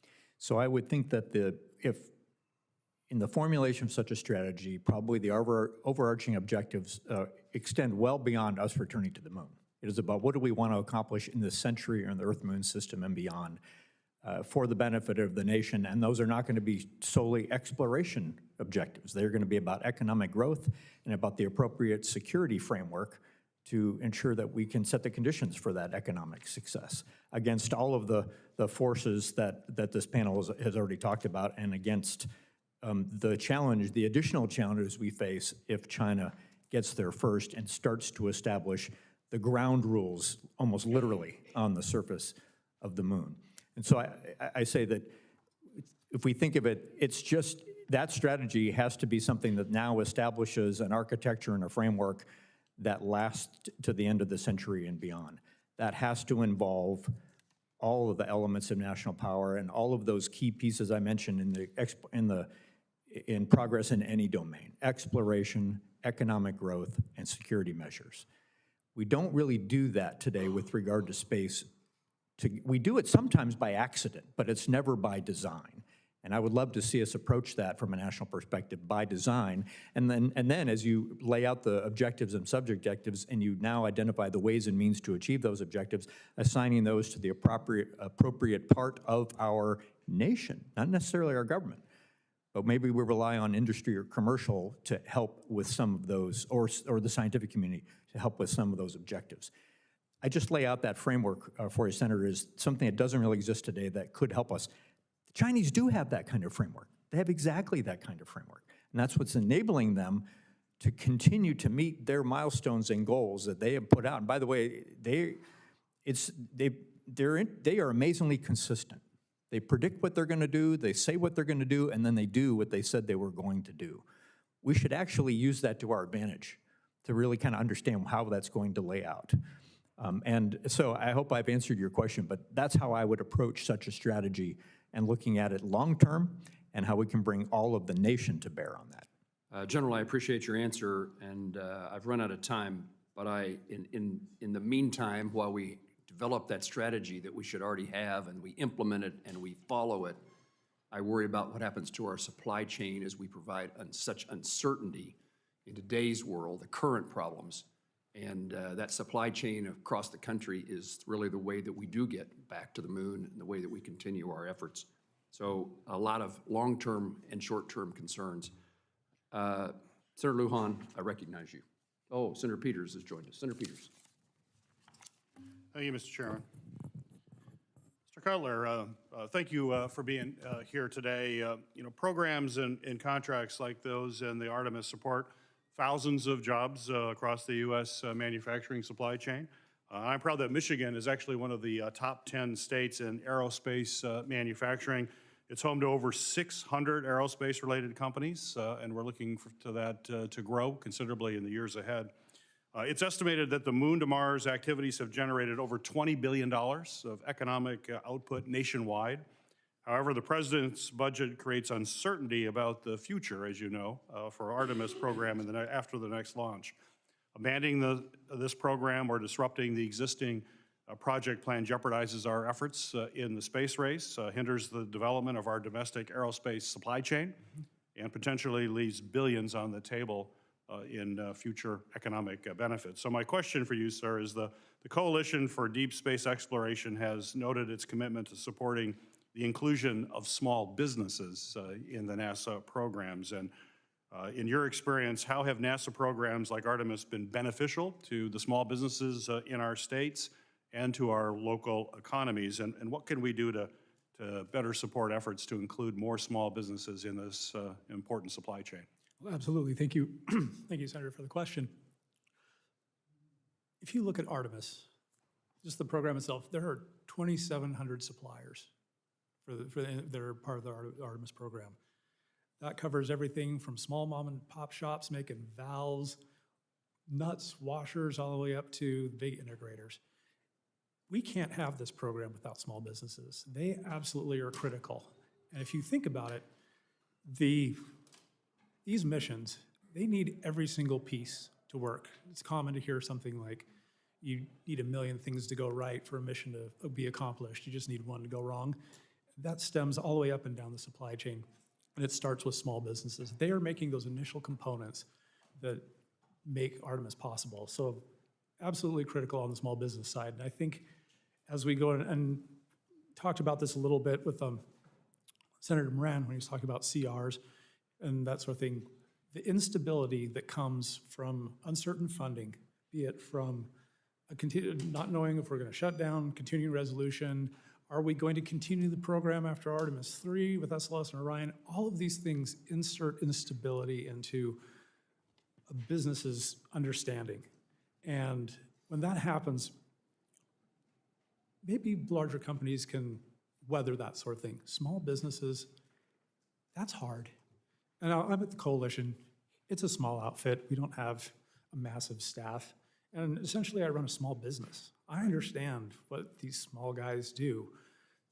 They're busy. If they're working, that's their lives. It's their livelihoods. It's the livelihood of their workers. Right. And if we're not doing things to help them, I appreciate that's it. a problem. So Good. one of the things that we've done from the small business side, from the coalition, we've brought in some of the prime contractors. We've had them talk to the members of our Great. coalition, small businesses. What can they do? Thank you, Mr. Cutler. Thank you. So we want to continue to focus on that. There's no question Absolutely. about it. Mr. Bridenstine, it's great to see you here today. It was certainly a pleasure to work with you in your previous capacity as a NASA administrator. And as you're well aware, in 2020, the President signed the Pro-SWIFT Act into law. I authored this bipartisan legislation to strengthen the nation's ability to predict severe space weather events and mitigate the harmful events. And I appreciate you championing that with me. You were very helpful in getting that bill across the finish line, so thank you. As you know, a space weather event can have implications for power systems, for GPS, other assets in low Earth orbit. And on Monday, the National Weather Service Space Weather Prediction Center actually just recently issued a watch for a potential geomagnetic storm, as you're aware. Continued research is needed to strengthen our space weather prediction capabilities to ensure that we can have these accurate warnings. Unfortunately, the President's budget includes cuts to this funding that could jeopardize these efforts and could have major implications for those communication systems in particular. So my question for you, sir, is could you speak to how NASA's science missions, like the Space Weather Program, play a critical role in our everyday lives? This is non-political, this is straightforward. Why do we need to make sure funding for space weather prediction? There's a lot of different reasons to do it. Just from a pure human spaceflight perspective, when we start putting NASA astronauts on the other side of the Van Allen radiation belt in orbit around the moon, on the surface of the moon, those astronauts are in jeopardy of things like a solar flare hitting them or a coronal mass ejection, which would be, of course, even more devastating. And all of that radiation environment the astronauts are exposed to would be devastating. In fact, if you go back to Apollo 11, Neil Armstrong and Buzz Aldrin narrowly missed being hit with a solar flare that could have been devastating for their lives. So we didn't know what we didn't know back then. Now we have the ability to learn and predict. Thank you to you for your efforts to help us with that. But beyond that, I mean, when you think about the capabilities of our satellites in orbit, they become, in many cases, at risk from a coronal mass ejection or solar flares. So we need to be able to predict that. We need to be able to respond before, it's not a lot of lead time. We're talking about a matter of maybe 8 minutes or 10 minutes to be able to respond to something like that. But the consequences of being hit with a Carrington event, which was 100 and some years ago now, 140 years ago or so. But if that were to happen today, it would be far more devastating than even back then, because today we're so dependent on technology, and all that technology would be put at risk. So I think it's important for us to be able to predict and respond and defend our power grid and defend our critical infrastructure, and a lot of that infrastructure, including command and control in space, including GPS, which is important for a timing signal for a whole host of different capabilities here on Earth. We've got to be able to respond to that. And your bill, quite frankly, was right on point in helping us do that. Great, well, thank you for that response. I'm out of time, but if you look at the cost-benefit analysis, to cut the relatively small cost and the huge of the program and the cost to society if we don't have the warning is astronomical. So I appreciate your comments. Literally astronomical. Yeah, yes. Astronomical. Yeah. Senator Blackburn. Thank you, Mr. Chairman, and thank you all for being here.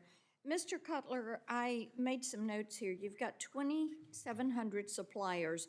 You were noting impediments and talked about the need for a budget, not having a CR.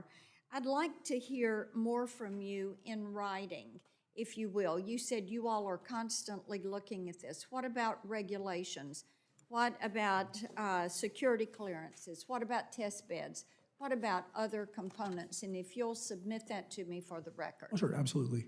Thank you so much. Mr. Bridenstine, always so good to see you. Happy to see you back up here.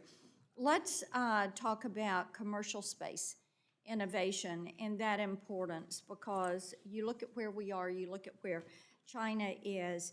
Is there anything that the U.S. should do immediately, that we in Congress should do immediately, that is going to encourage coordination among federal, state, commercial partners in order to advance innovation? Yes, ma'am, that's a wonderful question. In keeping with the spirit of the hearing regarding the moon, I think what we've got to be thinking about as a country is infrastructure. What is the infrastructure we can create that will encourage private investment on the moon, around the moon, that kind of thing? So part of that infrastructure, I think, would be, and Mike Gold has talked about it today extensively, is the gateway. The gateway is designed to be open architecture. It is designed so that the way we do power and communications and data and rendezvous and proximity operations and docking, all of that stuff is standardized so that commercial partners, if they want to build their own landing system that's compatible with it, they can. And in fact, there's international partners that have an interest in doing that type of thing. Okay, and in the 90s, NASA and DOD did a collaboration on the X-37B, correct? Yes. Okay.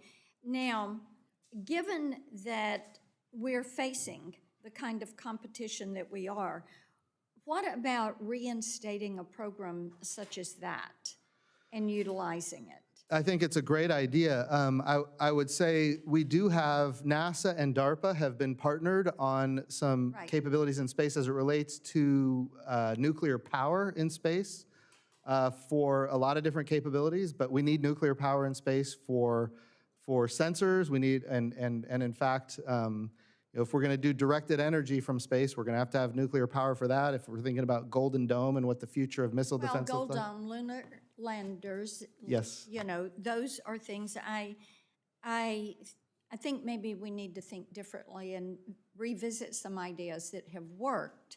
Yes. That may open new opportunities. Tennessee had a space grant consortium. They did this with NASA, did it 27 years ago. And it was there to promote space and science education throughout the state. And 15 colleges and universities, 2 not-for-profit organizations. And today the UT Space Institute is one of the leading hypersonic workforce programs in the country. And we love the work that they're doing around Space Force, that they're doing around hypersonics and the testing that can be done at Arnold Engineering. And we think this is something that is beneficial, and it encourages that interdisciplinary training that needs to take place. So talk a little bit about related items of education and how that affects some of the workforce that could go into some of these programs, like the program with DOD and NASA. 100%. So when you're thinking about NASA projects, we find that when we have a university as a leader of a project, you'll have students working side by side with professional engineers in a way that you see a collaboration that is really beneficial to the students. I would also say that in a university environment, you have the scientists side by side with the engineers. So they're making trades in the development of a program early. A lot of times you find that you start going down an engineering path and the science doesn't work, and it gets too late in the program and it results in delays and cost overruns and everything else. But in a university environment where you've got the scientists and the engineers working together side by side, and you've got students in the mix learning along. And you have students who are not afraid to fail. That's it.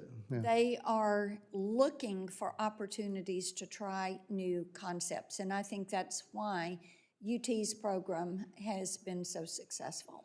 Thank you. Thank you, Mr. Chairman. Senator, I would also say if you look at university-led missions, overwhelmingly they're on budget and on schedule, and that's not always the case outside of universities.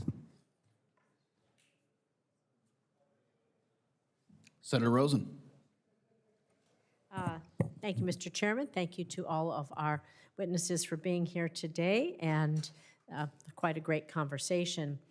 But I have real concerns over budget cuts, because we're talking about research, amazing research, scientists not being afraid to fail. That's how science happens, right? Sometimes the failures lead you to a positive result down the line. They tell you something. And so we've seen how NASA's investments in research and innovation, STEM education, they fuel our economy, they strengthen our national security, and actually they're inspirational as they inspire the next generation of scientists, engineers, dreamers, and thinkers, and all of those things. We know what the space program has done for us through the decades. And so I'm concerned about the President's proposed budget cuts to key programs that have long delivered value, well, right here on terra firma, right here on Earth, specifically aeronautics research at the Armstrong Flight Research Center, ISS payload operations at Marshall Space Flight Center, and science missions at Goddard Space Flight Center, just to name a few. So Administrator Bridenstine, can you talk about the potential impacts of proposed cuts to just some of these programs I've mentioned, particularly as we're building on what everyone's been asking about, innovation, scientific leadership, leadership in general, our ability to respond to these challenges, economic competitiveness, aerospace advancement, climate, and national security? Yeah, so I think it is important when we think about, when we think about NASA and the budget that it has, and you think about the size of the U.S. budget, we're talking about now an agency that has less than 1/3 of 1% of the federal budget. And by the way, if you go back to Apollo, it was somewhere between 4% and 5%. So we are significantly smaller as a percentage of the federal government than we were back in the Apollo era. All that being said, not all of that is because of NASA cuts, I want to be clear. A lot of that is because of the growth of government in other areas. And I certainly understand we have a huge deficit problem and we've got a debt problem, and I know that the president is focused like a laser on trying to get control over that. And by the way, I think everybody bipartisan understands that we've got to get control of it. I would also say it's really hard to balance the budget when you're talking about cutting a few $billion from an agency that has less than 1/3 of 1% of the federal government. But I would argue with you saying that the economic development, the inspiration, I'm a child of the 1960s and 70s. I watched them walk on the moon. I know people that went into careers because of what they saw, and that still happens today. And so I would argue that there's probably a pretty good return on the investment. But we have a lot of other questions, so I'm going to just try to move on in my 2 minutes, because I want to ask you again about the future, this time of space stations. Because the request for proposals for phase 2 of the Commercial Low Earth Orbit Development Program, it's expected to define NASA's level of investment and commitment, awarding contracts to 2 or more commercial providers to ensure redundancy and competition for services. That is essential for driving innovation. Competition drives innovation and economic growth. So given your previous role at NASA, again, Administrator, can you speak about the critical need for these providers to be operational before the ISS deorbits? We can't wait to have nothing up there Yes, ma'am. and then hope we're going to get something there. So how do we ensure the timely development and deployment of these systems? I think it's important to note that we need to have space stations that can, in effect, replace the International Space Station. When I say that, I mean space stations that are fully mission capable and have a permanent human presence in space. The capabilities and technologies that come from human spaceflight are significant. We've talked about some of them today when we think about pharmaceutical development to treat diseases that have never been treatable before, regenerative medicine, the ability to print in 3D human tissue, to grow in 3D human tissue.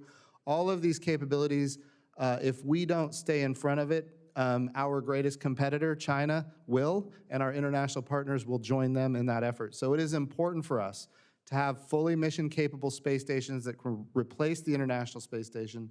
And I would also say, when it comes to advanced materials, whether we're talking about semiconductors or we're talking about hypersonics, microgravity is critical to all of these capabilities, and we're at risk if we don't have a fully mission-capable system, and if we don't have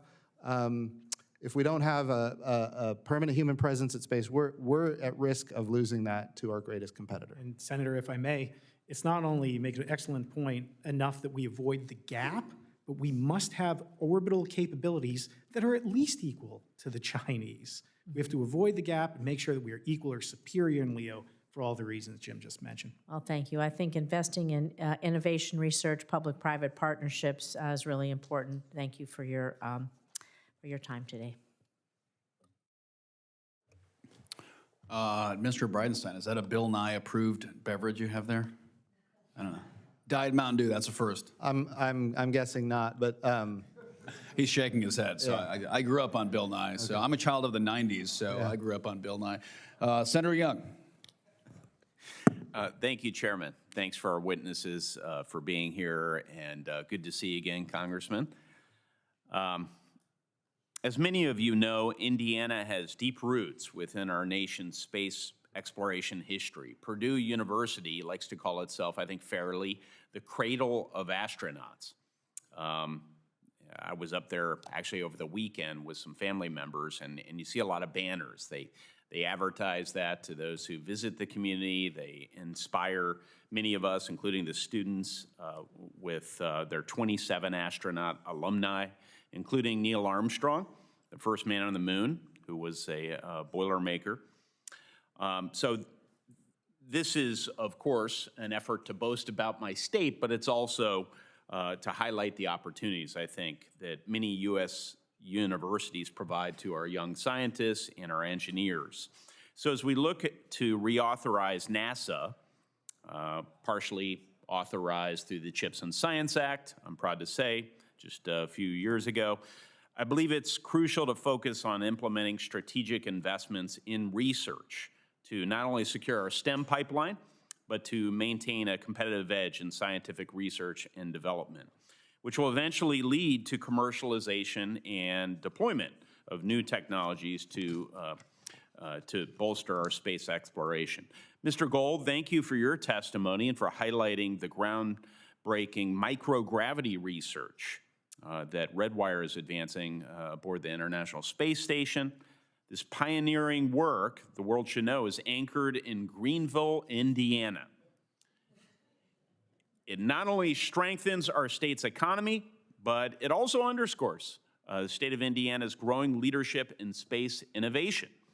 Mr. Gold, could you speak to how space and biotech, also something associated increasingly with the state of Indiana, are converging, and share your vision for the future of microgravity research in Indiana and beyond? Thank you so much, Senator. I believe you've been to our Greenville facility and even launches, and thank you for your support. We are at a point where microgravity and pharmaceuticals are coming together in a way that will transform both fields. In my opening comments, I talked about how we're printing meniscuses, how we're printing live cardiovascular tissue, bringing it back to the ISS, still live. At this most recent launch to the ISS, just a week ago, we launched liver cells, and we will print with liver cells. Drink all you want, Redwire's got you covered, we'll get you a new liver. So enjoy some of that good Kentucky bourbon. But think about it. I mean, we've all had friends who are on the organ donor list, probably, who have suffered or died. Not only can we change that paradigm, but because these organs would be grown with your own stem cells, we could avoid the painful and expensive angsty rejection therapies. Additionally, we have now flown 32 pillbox systems. These are growing seed crystals for drugs. Seed crystals are like a sourdough starter kit that we just need to bring down from space, a thimbleful of these seed crystals, and then they lead to drugs that, because in microgravity, the seed crystals form larger, more uniform. We get new versions of drugs, better efficacy, better longevity, and fewer side effects. We partnered with Eli Lilly. We flew a version of insulin. Lilly said those were the prettiest crystals that they've ever seen. This revolution is happening. So let's not turn around now and snatch defeat from the jaws of victory. We are about to move into an even larger facility in Indiana, so I appreciate the support and reassure you that the road to space goes through southern Indiana. Well, it's great. It's a road with many arteries, so let me sort of end by being expansive here and inclusive. I think your testimony here today, Mr. Gold, illustrates how parts of our country that people wouldn't perhaps associate as important components to the space economy are ready to go. And they're on the cusp of achieving some amazing achievements scientifically, engineering-wise, and by extension, that will benefit the economies, regional economies all around the country. So these continued scientific investments through the CHIPS and Science Act, by reauthorizing NASA, et cetera, are critical. And I say that to a lot of my colleagues, but I also want the administration to know it's okay to have a pause on research funding, but unless they present an alternative plan to fund some of these research projects that collectively benefit all of us and are not internalized into individual companies, then we're really going to be missing the boat. I would also say, just to add here, and now I'm over my time, but we do that in the Senate. I would also say that our adversaries aren't slowing down. Now, I received this, so it may be a little choppy here, about 30 seconds before I started speaking, but little social media post pertaining to a comment that Vladimir Putin just made. This was overheard, as I understand it, by a Chinese state media broadcaster. And evidently, Vladimir Putin walking towards Tiananmen Square for a parade. His translator could be heard saying in Chinese, biotechnology is continuously developing. Translator added, after an inaudible passage by Putin to Xi Jinping, human organs can be continuously transplanted. The longer you live, the younger you become, and you can even achieve immortality. So these can seem like things that are abstract and removed from the daily lives, I know, of my own citizens, but they are here and now. And we don't want our adversaries to get ahead of us in these areas of science. So all of you are testifying to things that will continue to, that I know my constituents will find compelling and lead many of us to continue investing in these critical areas. So I thank you. I appreciate, Senator, if I can make a plea, we will lose the momentum, if not these capabilities entirely, if we drop from 4 to 3 astronauts. And we need the Senate to stay on NASA and your excellent staff to make sure that we realize these commercial benefits and that America never, never drops below the number of Chinese in space. Thank you. Senator from Colorado. Thank you, Mr. Chair, and thank all of you. This is really a stellar panel, if I could be so graceless. General Shaw, you're former deputy commander of SpaceCom, and you know better than most the threat that China poses to U.S. national security, our interests in space especially. China's capabilities in this domain are accelerating rapidly, the result of what you noted in your testimony, a complete fusion of civil, commercial, and national security expertise. What is your assessment of the threat from China over the next 4 to 5 years, especially in light of their, as we just heard, the cozying up of Russia to China?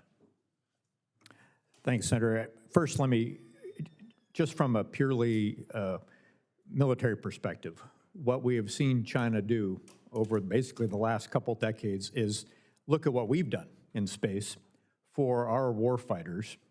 And I'm fond of saying that our joint warfighters today rely more on space than they did yesterday, and they will rely more on it tomorrow than they did today. That is a curve that continues to move upward. China has observed that. That's exactly why they have developed capabilities to deprive us of our space assets, and why they have built and deployed space weapons. But they've also built their own space capabilities mirroring ours to enable their warfighting too. And so this has been a progression, an emulation, and a surge.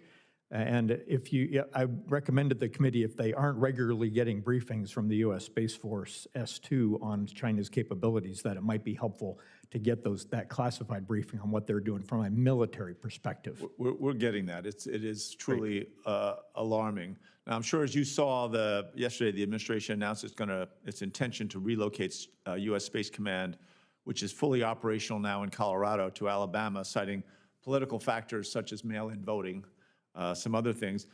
The DoD Inspector General said in a report earlier this year that it will take 3 to 4 years for the same mission-critical systems to be established in Alabama that our warfighters rely on every day in Colorado. Given the threat picture you just shared, what's your assessment of the impact to readiness? Right, we're full operational capability right now. To readiness that this delay would have or could have during such a critical geopolitical window? I would just say I know Troy Mink pretty well. He's the Secretary of the Air Force, and he was probably very closely involved in the decision, and that I've known him to be a good thinker on those topics, and he probably made a good recommendation to the president. We'll see. Switching to space debris, Mr. Bridenstine, let me ask you, obviously you know today that we've got over 1 million space debris objects over 1 centimeter, most of them traveling hundreds of thousands of miles per hour, can do severe damage to aircraft, satellites, at that speed, almost anything. The space station's had to conduct 27 debris avoidance maneuvers since 1999. Astronauts had to take emergency shelter as recently as June of 24 last year. Do you believe it's a national security imperative that the United States develops and demonstrates technologies that can remediate space debris? Remediation boy, that's really hard. I think it's a capability that in some cases makes sense, in other cases maybe not. You mentioned items that are 1 centimeter and bigger. When you're talking about objects that are 1 centimeter and bigger, the cost of going up to space to remediate or bring down something like that it's extraordinarily expensive for the return that you get. If we can see it and we can track it, remediation probably is not the right approach. But the alternative is if you can't see it and you can't track it, you wouldn't know that you need to remediate it. So it is a double-edged sword here. I would tell you the cost is really expensive. I would say what we've got to do is instead of remediate, we've got to mitigate. We've got to make sure we're not putting more debris up there. That too, I agree with that. And then I also think we've got to be able to have space situational awareness, space domain awareness, and we've got to be able to maneuver. I think it's critically important that we increase our ability to maneuver. And I will also say that here's the challenge that we face. We're putting so many satellites into the same orbits. We're talking about tens of thousands of satellites going into one orbit from one company in one country. Well, you start adding another company that wants to do it, another company that wants to do it, and another company that wants to do it, and then you start talking about, well, Europe wants to have their own LEO, low Earth orbit mega constellation, and China wants to have its own low Earth orbit mega constellation, and each of them have numerous projects that are, there is no organizational system around it. that will prevent us from getting to what eventually is the Kessler syndrome. Right, no, I got that. Yep. Mr. Geller, I had a question for you as well, but I will put that off into the written since I'm out of time. But I do think that some of the stuff like the MAVEN mission out of the University of Colorado Laboratory for Atmospheric and Space Physics, collecting essential data about atmosphere on Mars and really getting into that deep research. There are a lot of things that we need to discuss about that. I'll put that off till into the written. Let me just say, Senator Redwire is happy to be in Longmont and Littleton, Colorado. Thank you. Well, it's my turn, and I actually wanted to be an astronaut as a kid. Was my dream. Went to the Naval Academy, which has produced more astronauts than anyone else. Unfortunately, I wasn't smart enough, so I became a senator instead, which I fit in perfectly now here. But Mr. Bridenstine, you made a comment earlier. We didn't know in the 1960s. We didn't know a lot of what we face as far as just the physics, the science of the universe, literally, that we were operating in. And it was just about 8 years from the time the first flight from Alan Shepard to when Neil Armstrong set foot on the moon. And in 8 years, we went from 0 space flight capability to literally sending humans to another planetary body and bringing them back safely, which, as you remember, was Kennedy's initial writ when he laid out that vision. And right now, that this smartphone I carry and you all, I'm sure, have in your pocket has 10,000 times the computing power of what the Apollo 5 rocket had on board as far as its guidance systems and ability to determine its navigation routes. We have computing capabilities and knowledge of the cosmos that far outweigh anything we thought we even could ever know in the 1960s. And yet, we look at what our capabilities are now, and other than some bright spots like the James Webb Telescope and others, for the most part, we are far less capable at star voyaging today as a nation than we were 50 years ago. And for a decade, we were paying the Russians taxi fare to send our own astronauts into space. I mean, if you went back and told Reagan and Kennedy that, hey, in 50 years, we're going to be paying the Soviet Union $60 million a seat to take American astronauts to outer space, they'd laugh in your face. There's no way they'd believe you. And as a lifelong space enthusiast and someone who truly believes that not just our national security, but our economic security, our fundamental stability as a nation does depend on our ability to continue to lead in space, I'm very, very concerned about what the next decade looks like. And I'm very concerned that the bureaucracy of NASA, of which I love NASA, I'm a supporter, but we have to be honest with ourselves, is the bureaucracy of NASA positioned to give us space dominance in the 21st century? Just like we're seeing in the DoD right now. Our legacy industrial age acquisition infrastructure is failing to keep pace with China. They build ships 200 times faster than we do. The Chinese are putting more satellites into space every day than we are, every month.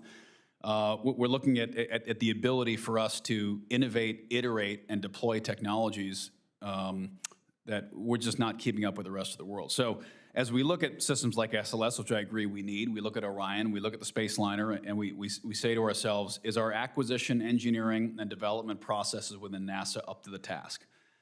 Meanwhile, we look across the street at SpaceX, and yes, NASA's involved in that, but that's a private enterprise that is frankly innovating at astounding rates. Starship's flight last week was a wonder to watch and incredible to see what's happening there. So assuming we all agree, which it sounds like we do, that we want America to lead the next space race, is NASA, as it's currently configured, obviously it doesn't have a leader right now, hopefully soon it does, but is NASA, as it's currently configured, ready to lead that race, or do we have to rethink how America structures our space program? So I would say, first of all, you covered a lot, and I think I'm in agreement with primarily everything you said. I think when you think about what has hindered us from going forward, you go back to George Herbert Walker Bush. We had the Space Exploration Initiative, which was a plan to go back to the moon and onto Mars. And then the next administration came in and canceled it. And then we had George Herbert Walker Bush was SEI, and then George W. Bush was the Vision for Space Exploration, which is a plan to go back to the moon and then onto Mars. The new administration came in and canceled it. And then President Trump comes in and says, we're going to go to the moon and onto Mars. And for the first time, the program sustained. As I said earlier in the hearing, the architecture is challenged significantly in the current format. That architecture is extraordinarily complex. It, quite frankly, doesn't make a lot of sense if you're trying to go first to the moon, this time to beat China. It does not make sense to do that. But the question is, then what do we do? And I think one thing we can do is we can say, look, we're not going just to put flags and footprints on the moon as we did back in 1969 through 1972. What we're doing now is we're going to go forward to the moon. Mike Gold, I think, correctly talked about the gateway and how that could be basically our moon base around the moon. And then we can have commercial and international partners join that moon base to be able to have access anywhere on the surface of the moon at any time we want. We can go to the North Pole, we can go to the South Pole, we can go to the equatorial regions. Wherever the most valuable spots on the moon are that we need to go, we can go.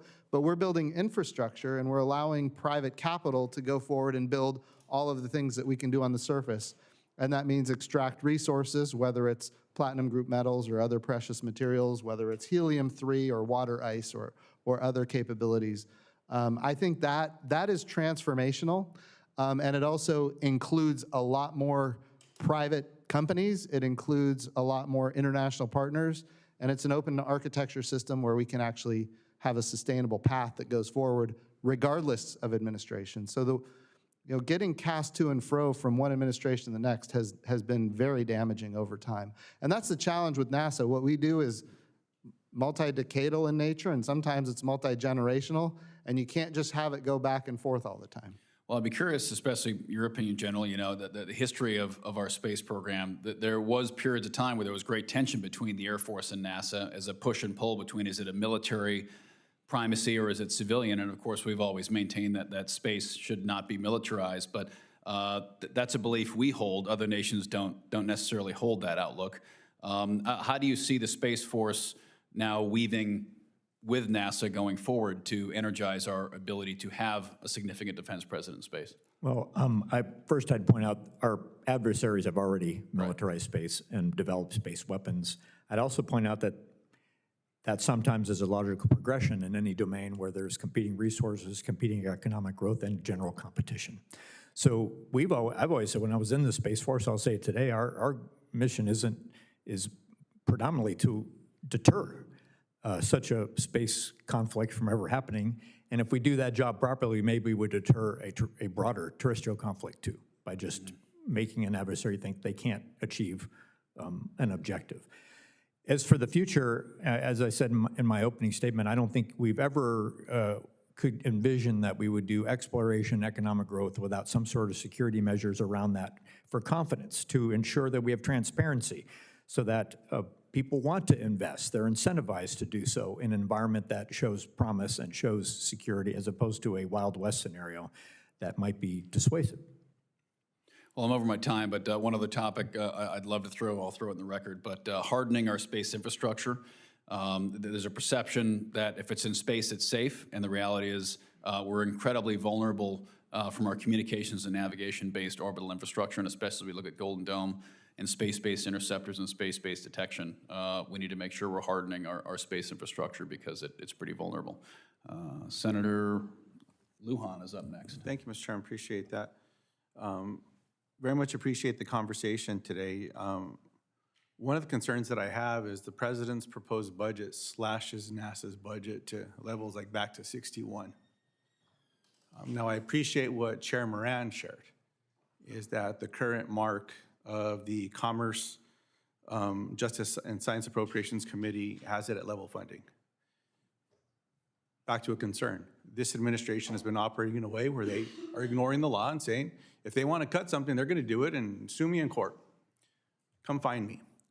Now, one of the concerns that I have in that space, there's been a lot of attention brought to the incredible work that takes place at universities, K through 12, STEM education, collaborations and partnerships that are strengthening America's competitiveness. We've now seen 3,800 employees that have left NASA because of the financial uncertainty, 20% of the agency. That doesn't seem helpful. On STEM, states like New Mexico, clearly other colleagues who have spoken today, all benefit from incredible investment to allow these collaborations that I pointed out earlier. Now, This hearing is dedicated to the United States beating China in a space race. My questions to each of you today is yes or no, would huge cuts to NASA and its STEM efforts harm America's ability to compete with China in the space race? Mr. Cutler? Absolutely. There's no question that it will harm our capabilities. We've seen impacts already just by proposing this budget from the president in industry, where companies are having to look at what do we do if our business goes away? And project managers are looking at for other jobs. I mean, we're absolutely, just from an industry perspective, I mean, right now, we need people working on Artemis, not working on their resumes.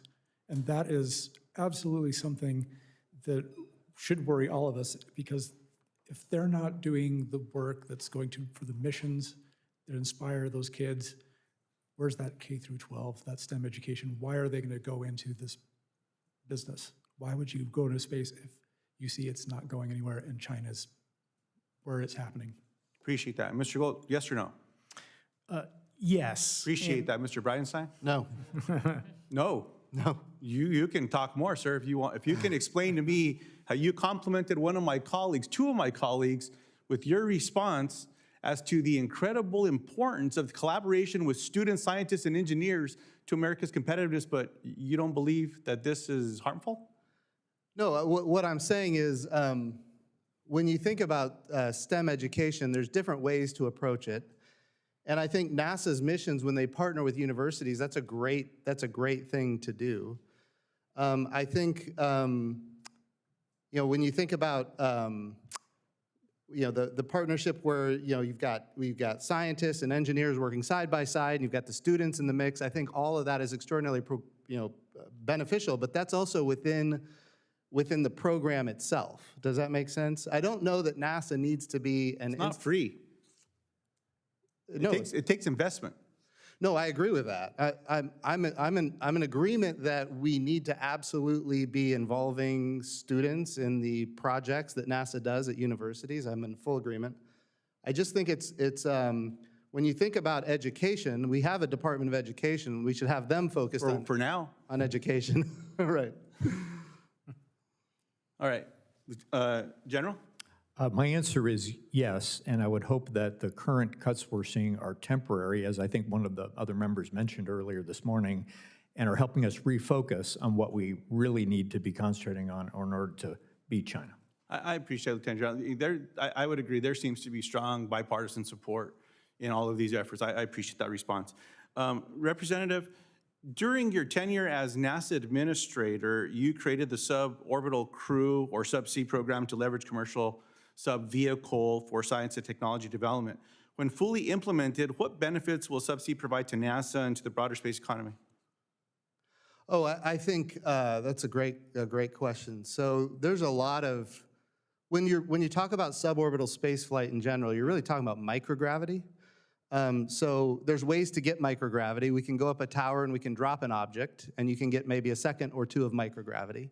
Then we can put things on an airplane and put it on a parabolic trajectory, and you might be able to get 30 seconds to a minute of microgravity. Then we can go to suborbital space, and that's where I think we can have even more benefit, because you can get 4, maybe even 5 minutes or more of microgravity. And all of that enables us to do research and development on technologies and capabilities. And then, if all that works, then you send it to the International Space Station, or you send it to commercial space stations. You put all that together. And just a sidebar of that, if that program was cut, how would the United States be ceding ground to China? Well, I think it's important to recognize that without that program, there will be a lot of development capabilities that just get canceled. And it becomes, quite frankly, more expensive, not less expensive, because now you got to go to orbit to test things, and that's super expensive. I appreciate it. Mr. Chairman, I have other questions. I'll submit them into the record because of time. Thank you all for your responses today. Appreciate that. Yield back. Well, thank you. So just, you had made Senator Cruz Captain Kirk. I'll be Captain Obvious. The need to fund NASA in the One Big Beautiful Bill was something that was very important. Would any of you disagree that without that $10 billion of funding, that it would be absolutely devastating to what we just talked about all morning? All in agreement? In agreement. And again, just want to point out, there wasn't a single Democrat that voted for that bill. I think that I just want to make sure that's crystal clear on the record. So as important as we all said that is, as important as we say this is bipartisan, yet when the bill got presented, it was 100% of the Democrats voted against that bill. Let me just also say that when we talk about sequencing, how do we get to the moon? How do we get there before China does? I'm still the optimist. I think we can get there before China gets there. And there's sequencing that has to happen. Something has to happen before something else. And if we're going to have moon exploration, Mr. Cutler, you're going to be in Ohio next week. I'm sorry, I will miss you there. I'm sure you're going there because you're going to celebrate the massive victory of Ohio State versus Texas. But while you're celebrating that victory, talk about the importance of nuclear fission and the importance of really developing that program. Well, first of all, I'm sure they're still celebrating. They've got a week, so that's great. I think, you're talking about nuclear fission. This committee, this Congress, has been supportive of all forms of nuclear. Like if you're looking at propulsion, NTP, nuclear electric, it's something that we absolutely, if we want to open up our exploration of going beyond the moon, going to Mars, going even farther in the universe, we need to have better propulsion. This is something that we need to be working on. So the benefits, absolutely. There's only so much you can do with chemical propulsion. And if we want to really sit there and send ourselves out into the universe, we need to do something different. Now that's, nuclear fission, you've got that surface power. You need that too for the moon. Astronauts are going to plug all that, you go home, plug all your stuff into the wall to recharge. It's going to be the same on the moon. You're going to need power. This is technologies that we should be working on and through this committee have been supporting for years, and we need to kind of up our game on that. It needs to be worked on, and it's absolutely critical. And I saw you earlier talk about Secretary Duffy, Administrator Duffy, depending on what hat he's wearing, put some serious resources behind that. Absolutely. And where would you say is the center of excellence of nuclear fission for space power? Well, the only answer is Cleveland. I know that when you're doing nuclear electric, Cleveland is where you go. There you go. Make sure that that's highlighted in the record.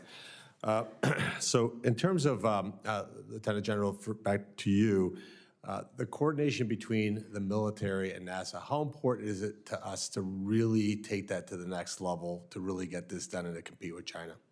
Yes, Senator. First, I'd say the Department of Defense and NASA have always cooperated from the very beginning. I mean, whether it was the Mercury, Gemini, Apollo missions, whether it's even under my recent commands that I had before I left uniformed service, the Department of Defense was providing the debris situation to NASA to make sure that the astronauts on the ISS were safe. And we actually had NASA representatives in the Operations Center at Vandenberg Space Force Base, where I was the commanding general, that watched that continuously, communicating with Houston and letting them know if a maneuver would be necessary for the ISS. So we've been and there are many, many more examples on ways that we've partnered in the past. Those will only become more important as we look to put a permanent human presence in the lunar environment, as I expect there will be parallel efforts for commercial capabilities in the lunar environment that may or may not involve humans, but they're going to do the sorts of things that some of my panel members have mentioned here before. And it's not just the lunar environment, it's the entire Earth-Moon system. Again, you don't get economic growth without security as well. And I do think as the Space Force matures, in addition to all the things it needs to do today to enable terrestrial warfighters and protect our capabilities in space, it's also going to involve a mission that provides awareness of hazards, awareness of threats, and a transparency in space that enables all of these activities. We're going to see that happen. It's happened in every other domain. The U.S. Navy and U.S. Coast Guard have done it from the very beginning in the maritime domain. You will see the U.S. Space Force do it in the future. That's right. And obviously, taking that to the next level is critically important. And I'll wrap up the last question with you, Mr. Bridenstine. When you were the NASA administrator, you visited a lot of places. What was your favorite place that you visited while you were NASA administrator? There's only one answer there. Cleveland, also. Cleveland Ohio. is the right answer. Perfect. That's good. And if you could end with us, how important is it for us to unleash the private sector? Because we talked about a lot about competing with China. Yeah. And certainly China is a model. It's not the model I choose. It's not the model we would ever want to replicate. And I think the advantage we have is that we have this strong, thriving private sector. How do we really integrate that to accomplish the mission that we all want? I think that's a great point and a great question. I think we've got to, as an agency, NASA needs to build infrastructure that the private sector can see how they plug in and benefit from it. And then you get these naturally forming public-private partnerships. For example, the Gateway, if they can see themselves plugging into the Gateway, they can utilize it. They'll make investments to do that. When I was at NASA, we created commercial low Earth orbit destinations. Of course, that's a capability to replace the International Space Station. We created commercial lunar payload services. That's a way to get landers to the surface of the moon. We have a commercial landing system for the moon. I will tell you that the architecture for that is extraordinarily strained, but I think it's an important capability, and we need to have as much commercial as possible. I will tell you that when it comes to commercial, we've got to make sure, and I said this a lot when I was at NASA, the only thing worse than a government monopoly is a private monopoly that the government is dependent on. So when we think about commercial, we have to have multiple providers that are competing against each other on cost and innovation and safety, and each of those providers has to go get customers that are not NASA. And if they're willing to do that and capable of doing that, then we can have this very robust, capability, this marketplace that I think will be thriving. But I think we got to be really careful about how we frame that. I appreciate it. Well, I appreciate it. Sorry, Mr. Gold, I didn't ask you a question, but you're the most enthusiastic witness in the history of the Commerce Committee in my time in the Senate, by the way. So Let me be briefly enthusiastic for Cleveland. Not only great in nuclear, but the leader in solar electric propulsion on the PPE on Gateway. So thank you for the support, Cleveland and Glenn. there you go. And as we're working through the Commerce Appropriations budget, let's make sure we keep that all at top of mind. But I want to thank all the witnesses for their testimony today. Senators will have until the close of business on September 10th to submit even more questions for the record, if that's possible. Because in the Senate, not everybody's made a point. Points have been made, but not by everybody is the mantra around here. So we'll see if you get more of the same questions. But the witnesses will have until the close of business, September 24th, to respond to those questions. And this concludes today's hearings. You guys, your stamina, 2 hours, fantastic. And the committee is adjourned. Thank you.